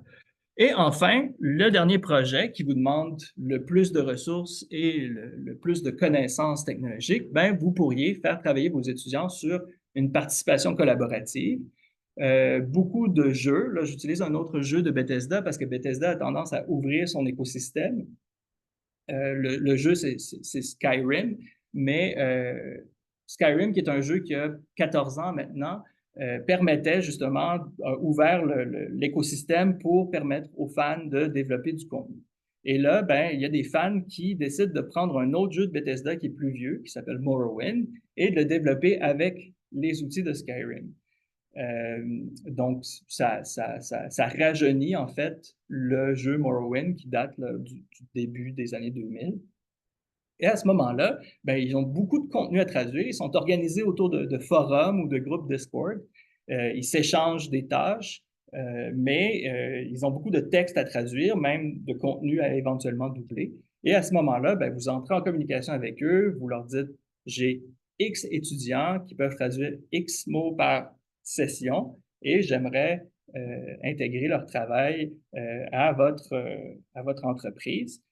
Étant donné que le jeu n'est pas vendu, encore une fois, on est dans une zone grise au niveau juridique, mais vous êtes vous devriez être en mesure là, de trouver assez de contenu et assez de texte pour que vos étudiants puissent travailler là-dessus. Et éventuellement, ça leur permet de développer des portfolios qui sont en adéquation très près, ouais, en adéquation avec les besoins de l'industrie. Et ça, si vous voulez vraiment développer là, des compétences de traduction vidéoludique et développer des portfolios auprès de vos étudiants, je pense qu'une participation collaborative totale, qui, bien entendu, demande beaucoup de compétences, euh, devrait être la meilleure solution à aller chercher plutôt que d'essayer de trouver là, du contenu ici et là ou d'essayer d'aller voir un développeur majeur et de lui demander du contenu. Vous êtes mieux de travailler sur la participation collaborative, mais de la participation collaborative de qualité. Donc, tout ça m'amène vers ma conclusion. Désolé, j'ai pris beaucoup de temps. Je vais y aller rapidement pour ma conclusion. Donc, les jeux vidéo offrent un renforcement de compétences multiples. C'est un cadre unique qui combine des compétences linguistiques, techniques, culturelles. C'est une discipline qui est en pleine évolution. C'est une discipline qui, l'industrie des jeux vidéo, en fait, est un vecteur d'amélioration technologique. Souvent, c'est l'évolution du matériel et du logiciel dans le jeu vidéo qui permet de développer des ordinateurs de plus en plus puissants, quoique l'intelligence artificielle est là aussi. Mais ça renforce le besoin d'aller vers des occasions d'apprentissage en continu. Là. Étant donné que l'industrie évolue, ben, il faut que le localisateur, la localisatrice se mettent à jour de façon continue. C'est bien entendu des défis pédagogiques, je ne vais pas m'étendre là-dessus, mais j'espère que les approches que je vous ai fournies ou les petites stratégies que je vous ai fournies peuvent être utiles. Vous n'avez pas besoin de connaître nécessairement le jeu vidéo en long et en large pour l'intégrer à vos cours, mais à mon avis, certaines des approches pourraient vous être utiles dans le cadre de vos cours respectifs. Et enfin, là, je prêche pour ma paroisse, là, mais l'intégration progressive de ce genre d'expérience dans les cursus universitaires est cruciale pour préparer les étudiants aux réalités du marché. On sait qu'on travaille sur le texte, on a toujours eu à travailler sur le texte. Le bilinguisme officiel au Canada nous a recentré sur le texte, mais le texte lui-même est en train de changer et les habilités qu'on développe à traduire des jeux vidéo sont peut-être des habilités à traduire du texte futur. Ça ne veut pas dire que le texte futur va juste être du jeu vidéo, va juste se composer de vidéos ludiques ou d'audiovisuel, mais il se pourrait très bien que le texte devienne éventuellement algorithmique ou procédural et les habilités qu'on développe en traduisant des jeux vidéo sont en adéquation avec ces changements-là, tout en développant aussi des compétences en gestion de projet, en adaptation culturelle et en technologie de la traduction. Voici mes références et voici ma période de questions. Désolé si je me suis étendu un peu trop. Bon, ben, un gros merci Hugo pour cette présentation qui, je crois, a été vraiment intéressante. En tout cas, moi, j'ai appris plein de choses. C'est pas un domaine que je connaissais énormément, même si je côtoie beaucoup Valérie, que nous connaissons tous, qui, à regret, pouvait pas être ici pour t'entendre, Hugo. Donc, j'ouvrirai la période de questions. Donc, qui se lance en premier? Ben, moi, je vous ai posé une question déjà, fait que si vous voulez y répondre, mais vous pouvez répondre à d'autres questions aussi. Euh, Allez-y. Moi, j'ai une question. Est-ce que vous m'entendez bien? Oui, je me demandais comment se compare le domaine du jeu vidéo aux autres domaines qui sont des gagne-pains principaux là, de traduction. Là, si on pense, par exemple, au domaine financier et légal, si c'est quelque chose que tu as exploré. Moi, c'est quelque chose que j'explore à la fin de mon cours, particulièrement à l'Université de Montréal, parce que j'ai 15 séances, donc je peux en parler à la fin. J'en parle uniquement à la fin parce qu'il y a certains points négatifs, on ne se le cachera pas. Je pense que n'importe qui a travaillé en traduction audiovisuelle peut nous dire que c'est pas aussi payant justement que de faire de la traduction financière et ou juridique. Et donc le jeu vidéo, c'est aussi souffre un peu de ce problème-là. En fait, là, on va engager des gens. Ah oui, t'aimes ça jouer à des jeux, donc on peut te payer des pinottes là pour c'est ça, pour traduire. Euh, donc, au niveau monétaire, ben, ça dépend. c'est sûr que le problème aussi, c'est que certaines entreprises ont la mainmise sur la localisation vidéoludique. Là, je peux les nommer sans vraiment les condamner, là, mais Keywords, Keywords Pay to Win, Lionbridge en fait aussi.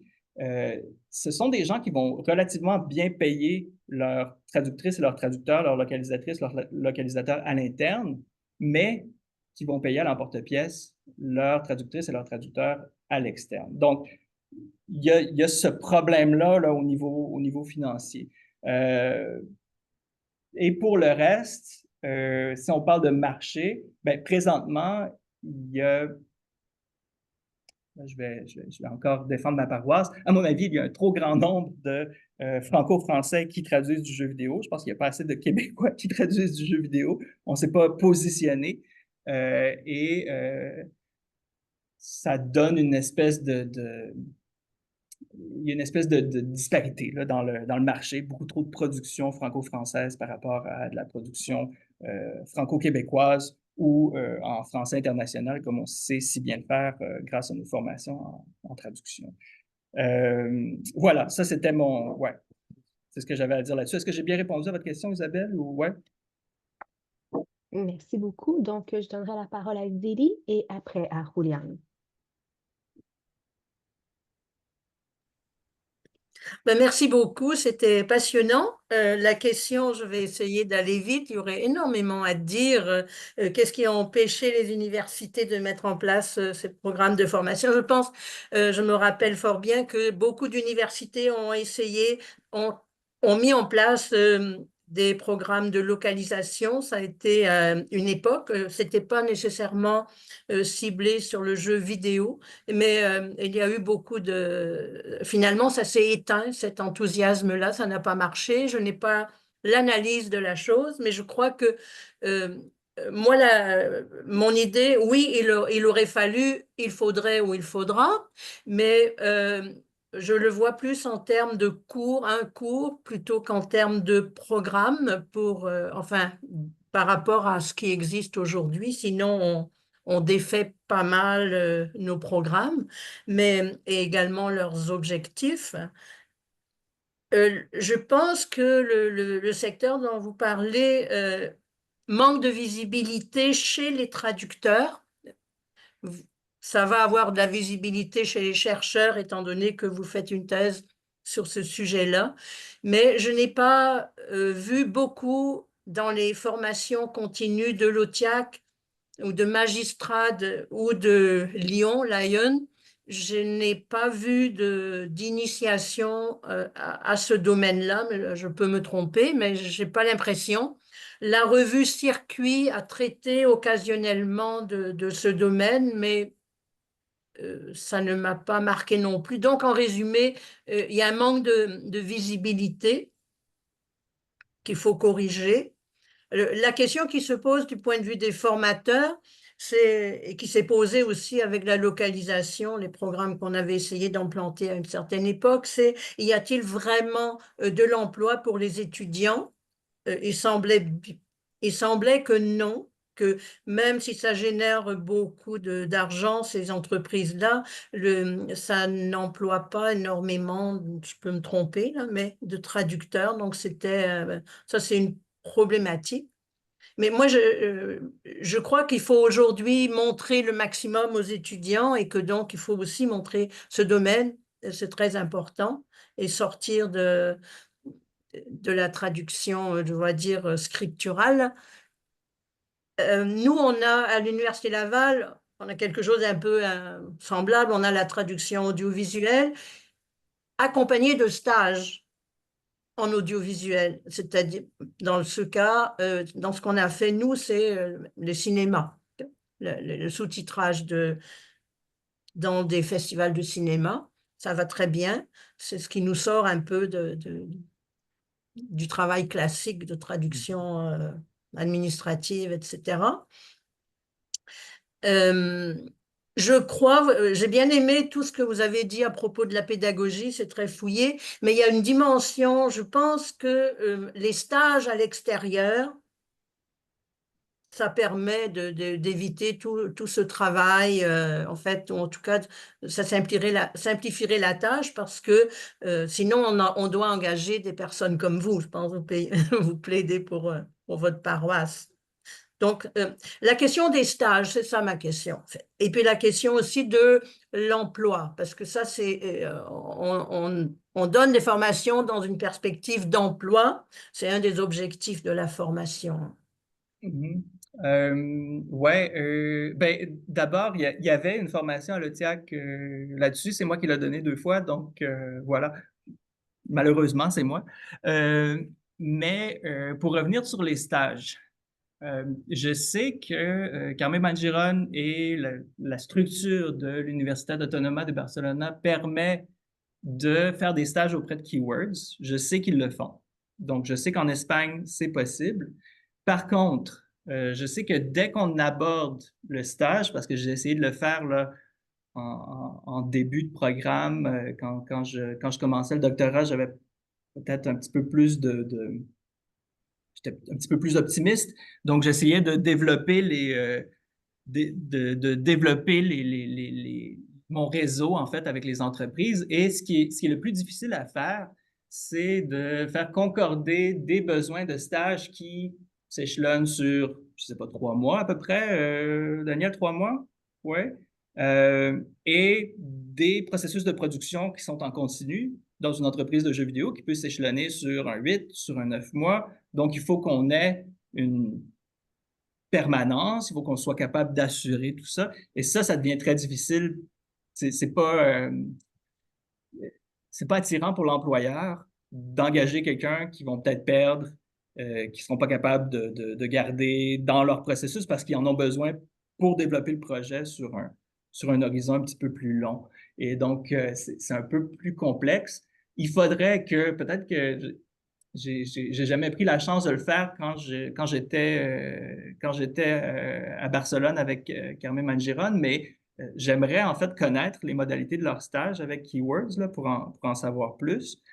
Parce que, bon, là, je parle pour Montréal, là, mais à Montréal, on a Keywords, on a Altagram et on a Pole2Win, qui sont 3 entreprises de localisation de jeux vidéo spécialisés, sans compter que Lionbridge en fait aussi. Donc, il faudrait trouver une façon de voir comment ces choses-là se font, puis comment nous, on peut arrimer ça avec nos stages, puis nos évaluations de stages. Voilà. Merci. Émilie, vous avez la main levée, mais je sais que Julian avait la main levée. C'est fini, Julian? Bon, Émilie. Je peux encore dire quelque chose, si ça ne te dérange pas, Émilie. Donc, je voulais en fait ajouter à l'intervention de Zélie en donnant d'autres éléments de réponse possibles à ta question, Hugo, pour ce qui empêche les universités jusqu'ici. Peut-être, j'en ai 2, 3, peut-être l'une liée avec l'autre. Et je voudrais dire que ça serait d'abord la formation des formateurs, mais plus la persuasion des formateurs. Et comment est-ce qu'on peut les convaincre qu'il faut qu'eux suivent ce type de formation. Et même si moi, par exemple, personnellement, on n'aurait pas trop de difficultés à me convaincre que oui, il faut que je me fasse former, il faut que j'aille suivre une formation pour que moi aussi, je puisse ensuite devenir un professeur d'un éventuel cours de localisation vidéoludique. Mais comment est-ce que je peux, moi, supporter ça, disons, auprès de mon département pour dire, ça me prend un dégrèvement de cours, ça me prend un été moins productif en recherche parce qu'il faut que j'aille suivre une formation, une école d'été, il faut que je me déplace, etc. C'est difficile donc, c'est peut-être lié à l'autre défi que je vois et c'est peut-être que les jeux vidéo sont encore vus comme du pas sérieux. Juste parce qu'il y a les mots jeu. Et on pourrait nous dire le monde n'est pas un jeu. Donc, c'est peut-être encore très lié au monde du divertissement et donc pas sérieux. Donc, pourquoi est-ce que on vous donnerait, disons, l'occasion d'aller créer un cours puis de vous former pour la création d'un cours éventuel dans un domaine qui n'est pas sérieux. Donc, je pense qu'il y a une entrave dans ça, alors que tu nous démontres, Hugo, qu'il y aurait même pour beaucoup plus que 12 semaines de cours, on pourrait dire même la moitié d'un programme de traduction pourrait être bâti autour de la localisation et dans ça, inclure la localisation des jeux vidéo. Donc, je ne sais pas si, euh, qu'est-ce que tu penses de le défi de la formation des formateurs? Et l'autre question que je me pose, si on peut en quelque sorte déguiser ou cacher la localisation vidéoludique dans un grand thème localisation, point, et puis autour de ça, bâtir ou inclure la localisation vidéoludique avec tous les exemples que tu nous donnes, ça touche à bien des domaines, ça touche à bien des compétences au-delà de juste le monde des jeux. Mhm.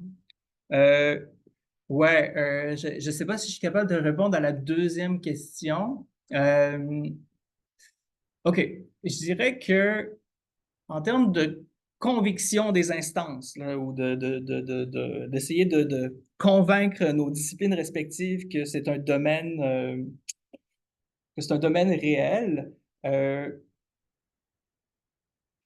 J'ai essayé de sortir le plus gros argumentaire, là, mes plus gros canons, parce que là, avec des chaires de recherche de premier niveau, du gros argent, et d'essayer de montrer, en fait, le nombre d'universités, puis là, c'est la pointe de l'iceberg que je vous ai montré, là, mais le nombre d'universités qui offrent des programmes pas juste en localisation de jeux vidéo, mais qui font de la recherche sur le jeu vidéo. Je pense qu'à un moment donné, la conversation devient, si on n'est pas capable de convaincre la personne, ben on va laisser tomber là, parce que j'imagine que le département ou du moins la faculté verra jamais le besoin parce que là, moi, je suis à court d'arguments à ce niveau-là si on ne voit pas les arguments que j'ai amenés. Pour ce qui est de la formation, ben, je comprends où tu veux aller avec ça. Par contre, c'est comme, à mon avis, c'est comme n'importe quoi, c'est le travail d'une vie un peu. Oui, je peux prendre quelqu'un qui a jamais joué et l'amener à un certain niveau, mais ça va être très difficile quand même de développer une confiance, une compétence, autant que je me lancerai pas dans un cours de traduction pharmacologique simplement parce que ma directrice m'aurait demandé de le faire. À mon avis, là, j'irai pas là. Par contre, pour quelqu'un qui est curieux et qui voudrait et qui a un petit peu de connaissance sur le domaine, là, à mon avis, tout le monde joue à des jeux sans vraiment jouer à des jeux. Là, qu'on joue à Candy Crush ou qu'on joue à Scrabble, on joue à des jeux. Donc, qui a un modicum de connaissances sur le domaine, éventuellement en lisant la recherche, en jouant à des jeux, en faisant attention à la localisation dans des jeux, en jouant à des jeux localisés, éventuellement pourrait développer ce genre d'expertise-là. Peut-être pas autant que quelqu'un qui fait sa thèse là-dessus, mais éventuellement, oui, je pense qu'éventuellement, on peut développer une expertise, mais c'est ça. Je dirais qu'il y a l'espèce de travail d'une vie ou d'un passé, de l'expérience, puis ça, on peut pas vraiment... Je pense que je peux pas... Je peux pas prendre quelqu'un qui s'intéresse pas au jeu et l'intéresser au jeu et en faire un érudit du jeu. Là, je pense que ça n'arrivera pas. Donc, c'est pour ça que je te dis, je suis pas certain que je suis capable de répondre à cette question-là, mais pour quelqu'un qui a juste un petit peu d'expérience, puis qui a joué à certains jeux sur console, puis qui peut comprendre, puis qui va faire le travail de recherche, puis lire ce qui se fait présentement, puis qui reste à l'affût, la marge n'est pas si élevée. Après, tout ce qui manque, c'est peut-être l'expérience pratique. Puis là, c'est là il faut voir qu'est-ce qu'on veut faire, soit inviter quelqu'un qui provient du domaine pour vraiment parler de l'industrie, etc. Mais pour ce qui est de la théorie puis de développer des stratégies, des compétences, je pense que ça va pour autant que la personne en connaît un peu. Voilà. Émilie, je pense que tu es la prochaine. Oui, merci beaucoup. J'ai tellement de choses à dire, on pourrait en parler pendant plusieurs heures, mais premièrement, sur le sujet des stages que Zélie soulevait, chez nous, on a réussi à placer des gens chez UBI. Mais on les a placés c'est des étudiants de recherche qu'on a placés en recherche chez UBI, où ils ont fait de la recherche linguistique pour préparer le jeu. Donc, ils n'étaient pas dans le produit fini, mais dans l'avant-jeu. Donc, ils ont fait de la recherche sans donner des informations propriétaires, là, mais sur l'ancienne Grèce qui allait être le sujet du prochain jeu. Donc, il y a des portes, il faut juste les trouver. Puis depuis qu'on est là, ben, on parle aux gens du BI. Donc, il y a des façons d'entrer dans ces endroits-là. Il faut juste trouver le besoin qu'on peut remplir, je pense. Ma question est la suivante. Est-ce qu'il y a des niveaux de difficulté selon le type de jeu? Je pense à des jeux qui ont un lore immense, là, tu sais, comme Witcher, D&D, Warhammer. Est-ce que c'est plus ardu pour des étudiants d'approcher des jeux qui sont plus complexes et ou plus étanches, dans le sens où tu sais, les gens qui connaissent ça connaissent vraiment ça? Ou est-ce qu'on les lance là-dedans plutôt que de les lancer dans Catan, mettons, là? Mhm. Mhm. À mon avis, non, mais c'est qu'il faut choisir le bon type de ressources, Mm. dans le sens qu'il y a des traducteurs qui sont intéressés par certains domaines. Tu sais, l'aspect diégétique, en fait, parce que ce que tu soulèves ici, c'est diégétique, là, tu sais, Ouais. ce qui différencie la simulation d'un monde de Catan par rapport à The Witcher ou à Warhammer. C'est sûr que c'est beaucoup plus établi là, dans des franchises comme The Witcher et Warhammer. Par contre, en fait, faudrait qu'on repense à nos exemples, Émilie, parce que malheureusement, Warhammer et The Witcher existent. The Witcher existait en roman. Ouais. Ça a été traduit grâce aux jeux vidéo, du moins ça a été traduit en Ouais. français si on avait à travailler là-dessus, puis le jeu vidéo a été traduit en français aussi. Fait qu'il y a quand même certaines équivalences dans les glossaires. Puis là, si on va plus loin avec Warhammer, ça fait quand même assez longtemps que c'est traduit en français aussi. Donc, on est capable d'aller chercher certaines stratégies de traduction, certaines terminologies dans le péritexte, dans le paratexte. Donc, ça ne rend pas la chose plus compliquée, ça la rend à la limite plus facile dans ce cas-ci. Mais c'est sûr que si on parle d'une franchise où il n'y a rien du tout, C'est plus de encore une création, fois, moins de recherche terminologique dans ouais, une plus, nouvelle c'est ça. franchise. Ouais. Puis même encore, moi, je fais partie des gens qui sont pessimistes par rapport à la créativité, dans le sens que ça n'existe pas la créativité, c'est juste de la culture générale, puis de la synthèse des connaissances, etc., etc. Donc, à mon avis, si on prend la bonne ressource, puis qu'on prend la personne qui est intéressée, puis qui a un capital culturel, mettons, du fantasy, ou qui a un capital culturel de la science-fiction, ben, on se retrouvera pas en situation où cette personne-là est toujours à la traîne, en train d'essayer de trouver des équivalences terminologiques. Il va se dire ah ouais, mais ça ressemble à ça, j'ai vu ça dans Dune, le Messie de Dune, puis là, ben, il l'ouvre, puis il se rend compte qu'il y a son équivalence là, ou tu sais, le vocabulaire s'est créé dans son espèce de capital culturel ou capital ludique, etc. Même chose aussi avec le. Fait que, oui, il y a un degré de complexité, mais je pense que c'est plus lié à l'intérêt puis Ouais. à ce que l'étudiant, la ressource a à fournir. Parce que, tu sais, si tu me demandes de traduire FIFA, ben, ça n'arrivera pas, là. Puis pourtant, on va trouver plein de gens qui sont super aptes à traduire des jeux sur le football. Fait que, voilà, j'ai-tu bien Oui, répondu? oui, Ouais, puis ce qui est intéressant, c'est que dans une classe hétérogène, si on fait un peu des deux, ça sert un peu tout le monde, là, dans le sens où les gens exactement. qui ont des intérêts déjà au fantasy, par exemple, ou autres, vont se retrouver dans D&D ou Warhammer ou peu importe, mais d'autres vont être plus à l'aise avec des cozy games un peu moins complexes, avec moins de lore associé, tout ça. Puis, dernier point, puis après ça, je vous jure que je laisse quelqu'un d'autre parler. Je trouve que au niveau de la formation des formateurs, je pense qu'il faut penser à ce qu'on a au sein de nos universités aussi, là. Tu sais, chez nous, on a un bac en cinéma, on a des gens qui font de la recherche en jeux vidéo. Il ne faut pas oublier que même s'ils ne sont pas traductologues ou traducteurs ou localisateurs, ils peuvent vraiment contribuer à notre formation. Donc, dans un esprit interdisciplinaire, je pense qu'il faut penser à ces gens-là puis les inviter à la conversation. Ben, en fait, je pense que c'est une bonne. Merci d'aborder ça. Je pense que c'est une bonne façon pour la traduction de se sortir de.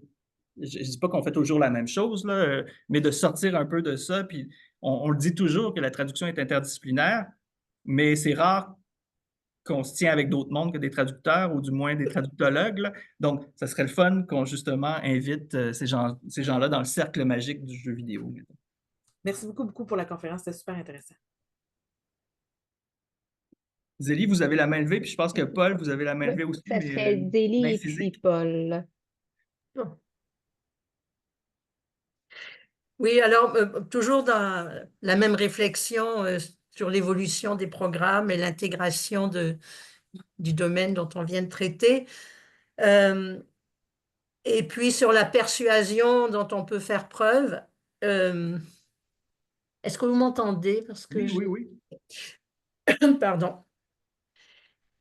On est vraiment à un moment crucial, je dirais à la croisée des chemins en traduction et dans d'autres domaines aussi, du fait de tout le discours et de la réalité de l'intelligence artificielle. Le public externe au traducteur est maintenant très conscient de la problématique de l'intelligence artificielle ou de l'apport de l'intelligence artificielle pour la traduction, entre autres. Et les gens commencent à comprendre que ils ont besoin de, comment dire, de savoir, de, et on a besoin d'êtres humains pour s'assurer de la qualité, par exemple, des films sous-titrés, etc., et donc des jeux vidéo aussi.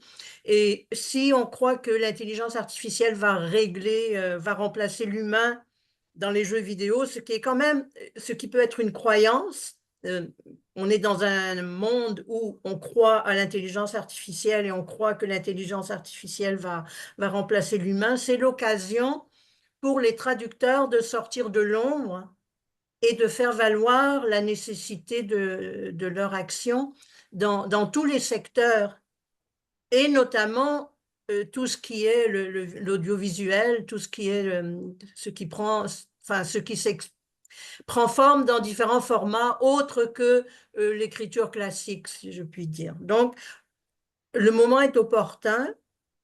Et jeux vidéo, c'est pas du tout, non, on peut pas voir ça comme pas sérieux. Au contraire, on est dans un univers où il y a beaucoup de visuels et beaucoup de jeux aussi et toutes sortes de manifestations qui ne sont plus de l'écriture simple comme on le voyait autrefois. Donc, je crois que le moment est venu et il faut pas manquer le bateau. Et il faut donner à nos étudiants toutes les possibilités, tout l'éventail. Voilà, Oui, c'est mon. moi, je peux juste vous dire oui. Je peux juste répondre oui.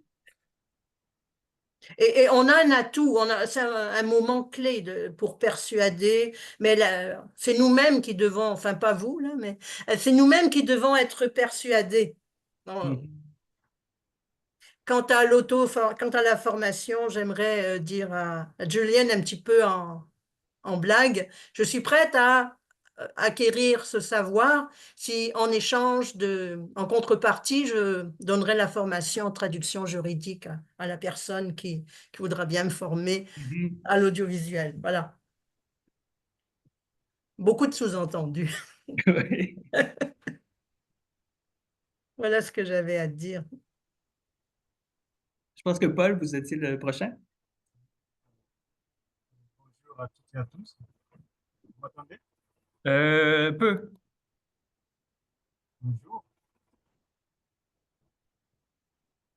Vous m'entendez, s'il vous plaît? Oui, c'est mieux. Ok.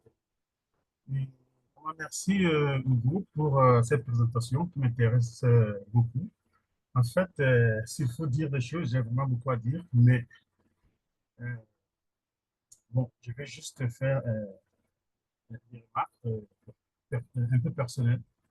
Euh, En fait, mon mémoire master s'est intitulé Localisation et mondialisation. Alors, c'est un domaine qui m'intéresse fort bien. Euh, Comme Madame Zéné-Guébel a soulevé, concernant la visibilité et, et l'employabilité. C'est ça qui m'a fait vraiment, comment dire, laisser tomber entre guillemets le domaine. Ben, un domaine que je peux exploiter. Et en fait, la visibilité, parce que quand je faisais des recherches de recherche de mon mémoire, j'avais vraiment eu des difficultés à, à des difficultés à trouver des documents. Voilà. En fait, c'était un peu difficile, mais avec l'aide avec l'aide de mon directeur de mémoire, bon, j'ai quand même surmonté certaines difficultés. Voilà. Et j'ai fait un travail OK, je peux le dire. Et au niveau de la visibilité déjà, il y a des problèmes. Et puis au niveau de l'employabilité, et il y avait aussi ce que j'avais remarqué concernant l'internationalisation du logiciel, par exemple. Voilà, il y a des industries, des développeurs qui produisent des vidéos sans les internationaliser. Et puis, en fin de compte, ces vidéos, ces produits, euh, euh, ces produits deviennent difficiles à localiser. Et puis voilà, et si on veut localiser des produits comme ça qui ne sont pas internationalisés, ben, en fin de compte, on revient au fondement du produit, on revient, il faut tout refaire. Et puis ça coûte beaucoup cher pour ces développeurs, pour ces industries, et en fin de compte, on ne localise pas. Voilà. Et ça touche déjà l'employabilité. Il n'y a pas, il y avait pas, bon, c'était en 2012, il n'y avait pas en fait cette perspective d'emploi dans ce domaine. Alors, j'ai dû laisser tomber entre guillemets et faire face à autre chose. Voilà. C'est juste une remarque. En lien avec ce que Mme Zélie Guébel a dit, la visibilité et l'employabilité. Je pense qu'il faut vraiment qu'on Ouais. faire. Ben, en matière de visibilité, il existe présentement un mouvement qui s'appelle Translator Under Credits, qui force, ou du moins qui récompense et reconnaît les entreprises qui incluent le nom des traducteurs dans les crédits des jeux. Et aussi, ce mouvement-là critique les entreprises qui incluent juste The French Team at Keywords, par exemple, là, qui ne met pas les noms des traducteurs. Donc déjà, au niveau de la visibilité, effectivement, il y a toujours eu un problème. Et encore là, je pense que ça rejoint ce que Julian disait, étant donné que le monde ludique est considéré comme ludique, il y a un manque de sérieux, donc nécessairement, il y a un manque de visibilité, etc., un manque de reconnaissance. Là. Je pense qu'il y a ça aussi qui est lié à tout ça. Valérie Florentin, qui travaille plus sur le jeu de société et le jeu de rôle, pourrait en parler beaucoup sur le manque de reconnaissance de ce domaine de spécialité-là aussi. Là. Je pense que ça s'adresse à peu près à l'ensemble du phénomène ludique, pas juste vidéoludique. Et pour toucher à l'employabilité, ben, comme je disais, c'est certain que la localisation, c'est un peu un des parents pauvres de la traduction. Par contre, bon, on peut extrapoler un peu, là, mais l'avènement des large language models, l'avènement de la traduction neuronale qui fait peur à tout le monde, qui demande à nos associations de traducteurs de sortir dehors et de commencer à parler en fait des dangers de l'utilisation de la traduction neuronale, etc., pour sensibiliser le public à ça. Ben, il faut savoir que la localisation vidéoludique n'est pas à l'abri de l'avènement de la machine dans le travail du localisateur, de la localisatrice, mais en même temps, il y a certains éléments qui demandent une grande dose de jugement, voire une grande dose d'improvisation que même ChatGPT aurait de la difficulté à faire. Là, si je reviens à mes exemples, il y avait du texte qui était composé uniquement de variables et on peut demander à ChatGPT d'essayer d'inférer, de déduire qu'est-ce que la variable va représenter. Mais pour l'instant, le travail ne peut être fait que par un être humain parce que justement, ça demande de noyer le poisson de façon assez élégante et de comprendre culturellement les choses que pour l'instant, un large language model est incapable de faire. Et à ce moment-là, le domaine du jeu vidéo va être un petit peu moins affecté, justement, là, ça c'est ma prédiction, là, par l'utilisation de la traduction neuronale et les large language models. Et donc, à ce moment-là, on va voir éventuellement un retournement au niveau de l'employabilité. Pendant très longtemps, le problème en localisation de jeux vidéo, étant donné qu'on n'avait pas de gens formés officiellement, et c'est encore le cas, la seule, la, la première façon d'entrer dans une entreprise de localisation de jeux vidéo, c'est de passer un test. Et pour passer un test, ça prend un secondaire 5. Faut passer le test, il faut avoir la compétence linguistique. Et sans tomber dans la critique du travail des localisateurs et des localisatrices au courant des 20 dernières années, mais il y a beaucoup de gens qui jouent uniquement en anglais parce qu'ils se sont tapés des mauvaises localisations, ils se sont tapés des mauvaises traductions toute leur vie, sans compter des Québécois qui sont frustrés parce qu'on leur a imposé du français hexagonal toute leur vie, etc., etc. Là, il y a un ensemble de critères, mais il y a des pratiques en localisation qui montrent que l'industrie ressemble un peu à ce que Hollywood ressemblait dans les années 80. C'est une industrie du blockbuster, c'est une industrie qui n'a pas encore la maturité requise pour avoir des processus de travail efficaces, employer des professionnels vraiment pointus. C'est quelque chose qui s'en vient parce que justement, il y a des associations professionnelles qui se sont créées. Donc, au niveau de l'employabilité, les choses sont en train de lentement de changer. De un, par la marche des machines, mais de deux, par le travail qui est fait par les associations et par les traducteurs eux-mêmes. Donc, ce serait peut-être la nuance que j'aimerais apporter à votre commentaire, Paul.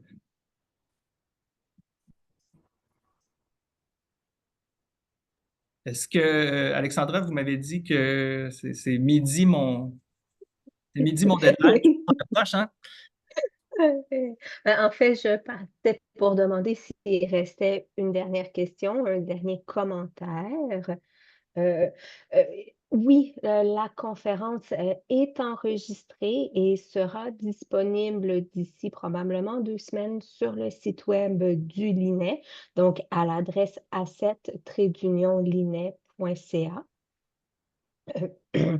Donc, je crois que ça nous amène tranquillement au mot de clôture. J'aurais bien des choses à dire, Hugo. Oui, tu nous as convaincus, mais tu nous as pas dit qui d'autre que toi nous pourrions embaucher. Ah Donc, ben soit que là. tu te ramasses avec vraiment beaucoup de travail Mais non, j'ai ou que nous, mentionné on Julie aura bien Pigeon. du mal à monter des cours de, de localisation de jeux vidéo. Donc, l'objectif du LINE, c'est justement ça, des points de vue variés, des points de vue tournés vers l'avenir, des points de vue qui montrent l'importance de la traduction, de la traductologie et de toutes les activités qui sont technologie, interprétation, adaptologie, etc. J'en oublie, j'en suis certaine. Donc, un grand merci à toi, Hugo, pour cette conférence enrichissante et qui nous a amené des points de vue, pour bien des gens, je crois, très nouveaux. Donc, merci de ton originalité ce matin. Ben, merci de l'invitation. Merci d'être venu en grand nombre. Puis, bon appétit, j'imagine, pour certains d'entre vous.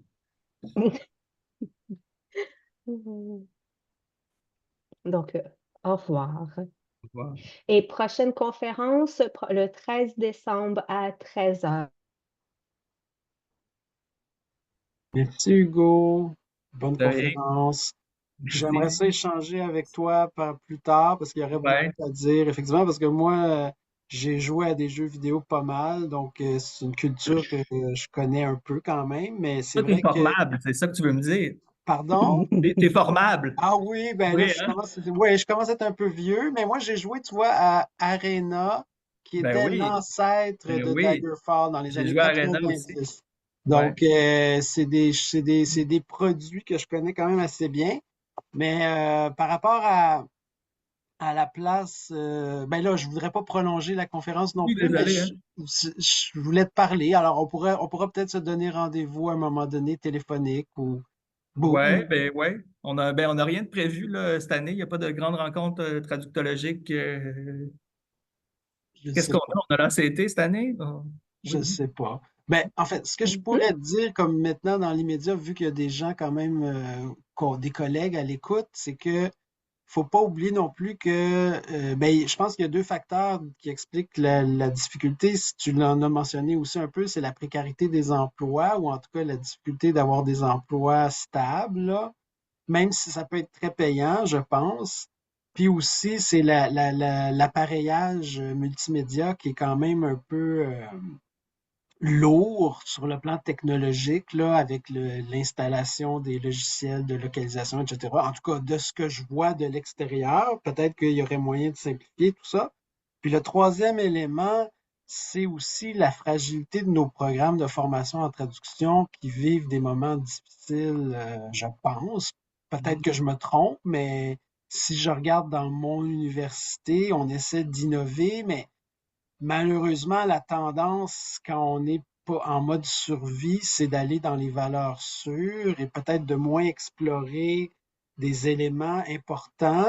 Tu sais, je pense que les jeux vidéo, c'est un secteur très important, mais peut-être pas, qui font pas partie des activités principales, je dirais, de la profession, là, tu sais. Mais en tout cas, mais ça C'est ça, entraîne un on paquet de échangera difficultés. là-dessus. Oui, Ouais. oui, Faudrait oui, qu'on se trouve le temps. Ouais. oui, j'aimerais ça, oui. Puis on OK. parlera de Dragon aussi parce que je sais que tu as donné.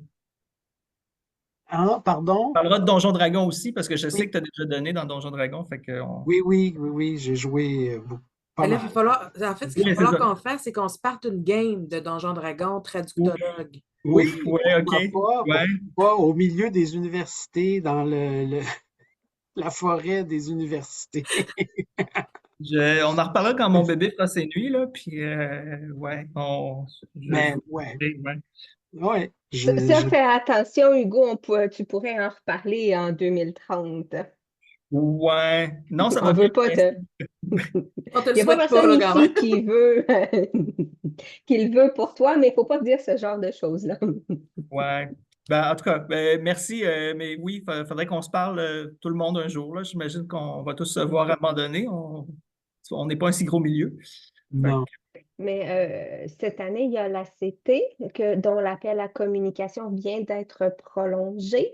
Donc, c'est Valérie Florentin qui est à la tête, avec un groupe dont je fais partie, Juliane et Philippe Kenyon, d'une conférence collaborative qui, justement, a comme objectif d'ouvrir à des échanges. Donc, ouais. une table ronde, Hugo, autour De pourquoi, hein? Oui, Mhm. c'est vrai. On pourrait revenir à ça. OK. Mhm. Ben, je connais Valérie. Je pense que je peux Oui. Moi trouver quelque aussi. chose. Je Ouais. comprends pas qu'elle n'était pas encore tordu le bras pour que Non, tu non, proposes quelque chose. elle m'en a parlé, mais c'est comme Valérie, elle a beaucoup de projets des fois, puis à un moment donné, c'est ça, à un moment donné, faut que je sélectionne. Fait que, tu sais, on aime ça faire des projets, mais j'ai pas la même énergie qu'elle, fait que c'est ça, faut que je choisisse. Mais moi, je te parlais juste d'une table ronde à Oui, oui, Toronto en juin. oui. Oui, c'est ça, Et non juste. pas de te faire embarquer dans l'organisation d'une conférence. Ça, c'est beau, c'est moi. Ouais. OK, ben non, je vais y penser. C'est quand la date, prochaine date? 15 on prolonge jusqu'au 15 janvier. Mañana, j'ai le temps. Mhm. OK, parfait, je vais y penser. Mais OK, je vais penser à ça. Puis Eric, si tu étais sur la table, ça t'irait? Oui, oui, oui, ça OK, me ferait plaisir. Bon. Oui, ça me ferait plaisir. OK. Bon, ben, on aura l'occasion de parler d'ici ce temps-là. OK, ben merci. Là, je ne veux pas vous retenir sinon parce qu'on va toujours se parler. Oui, on garde le contact certainement. À bientôt donc, Hugo. Bye. Bye.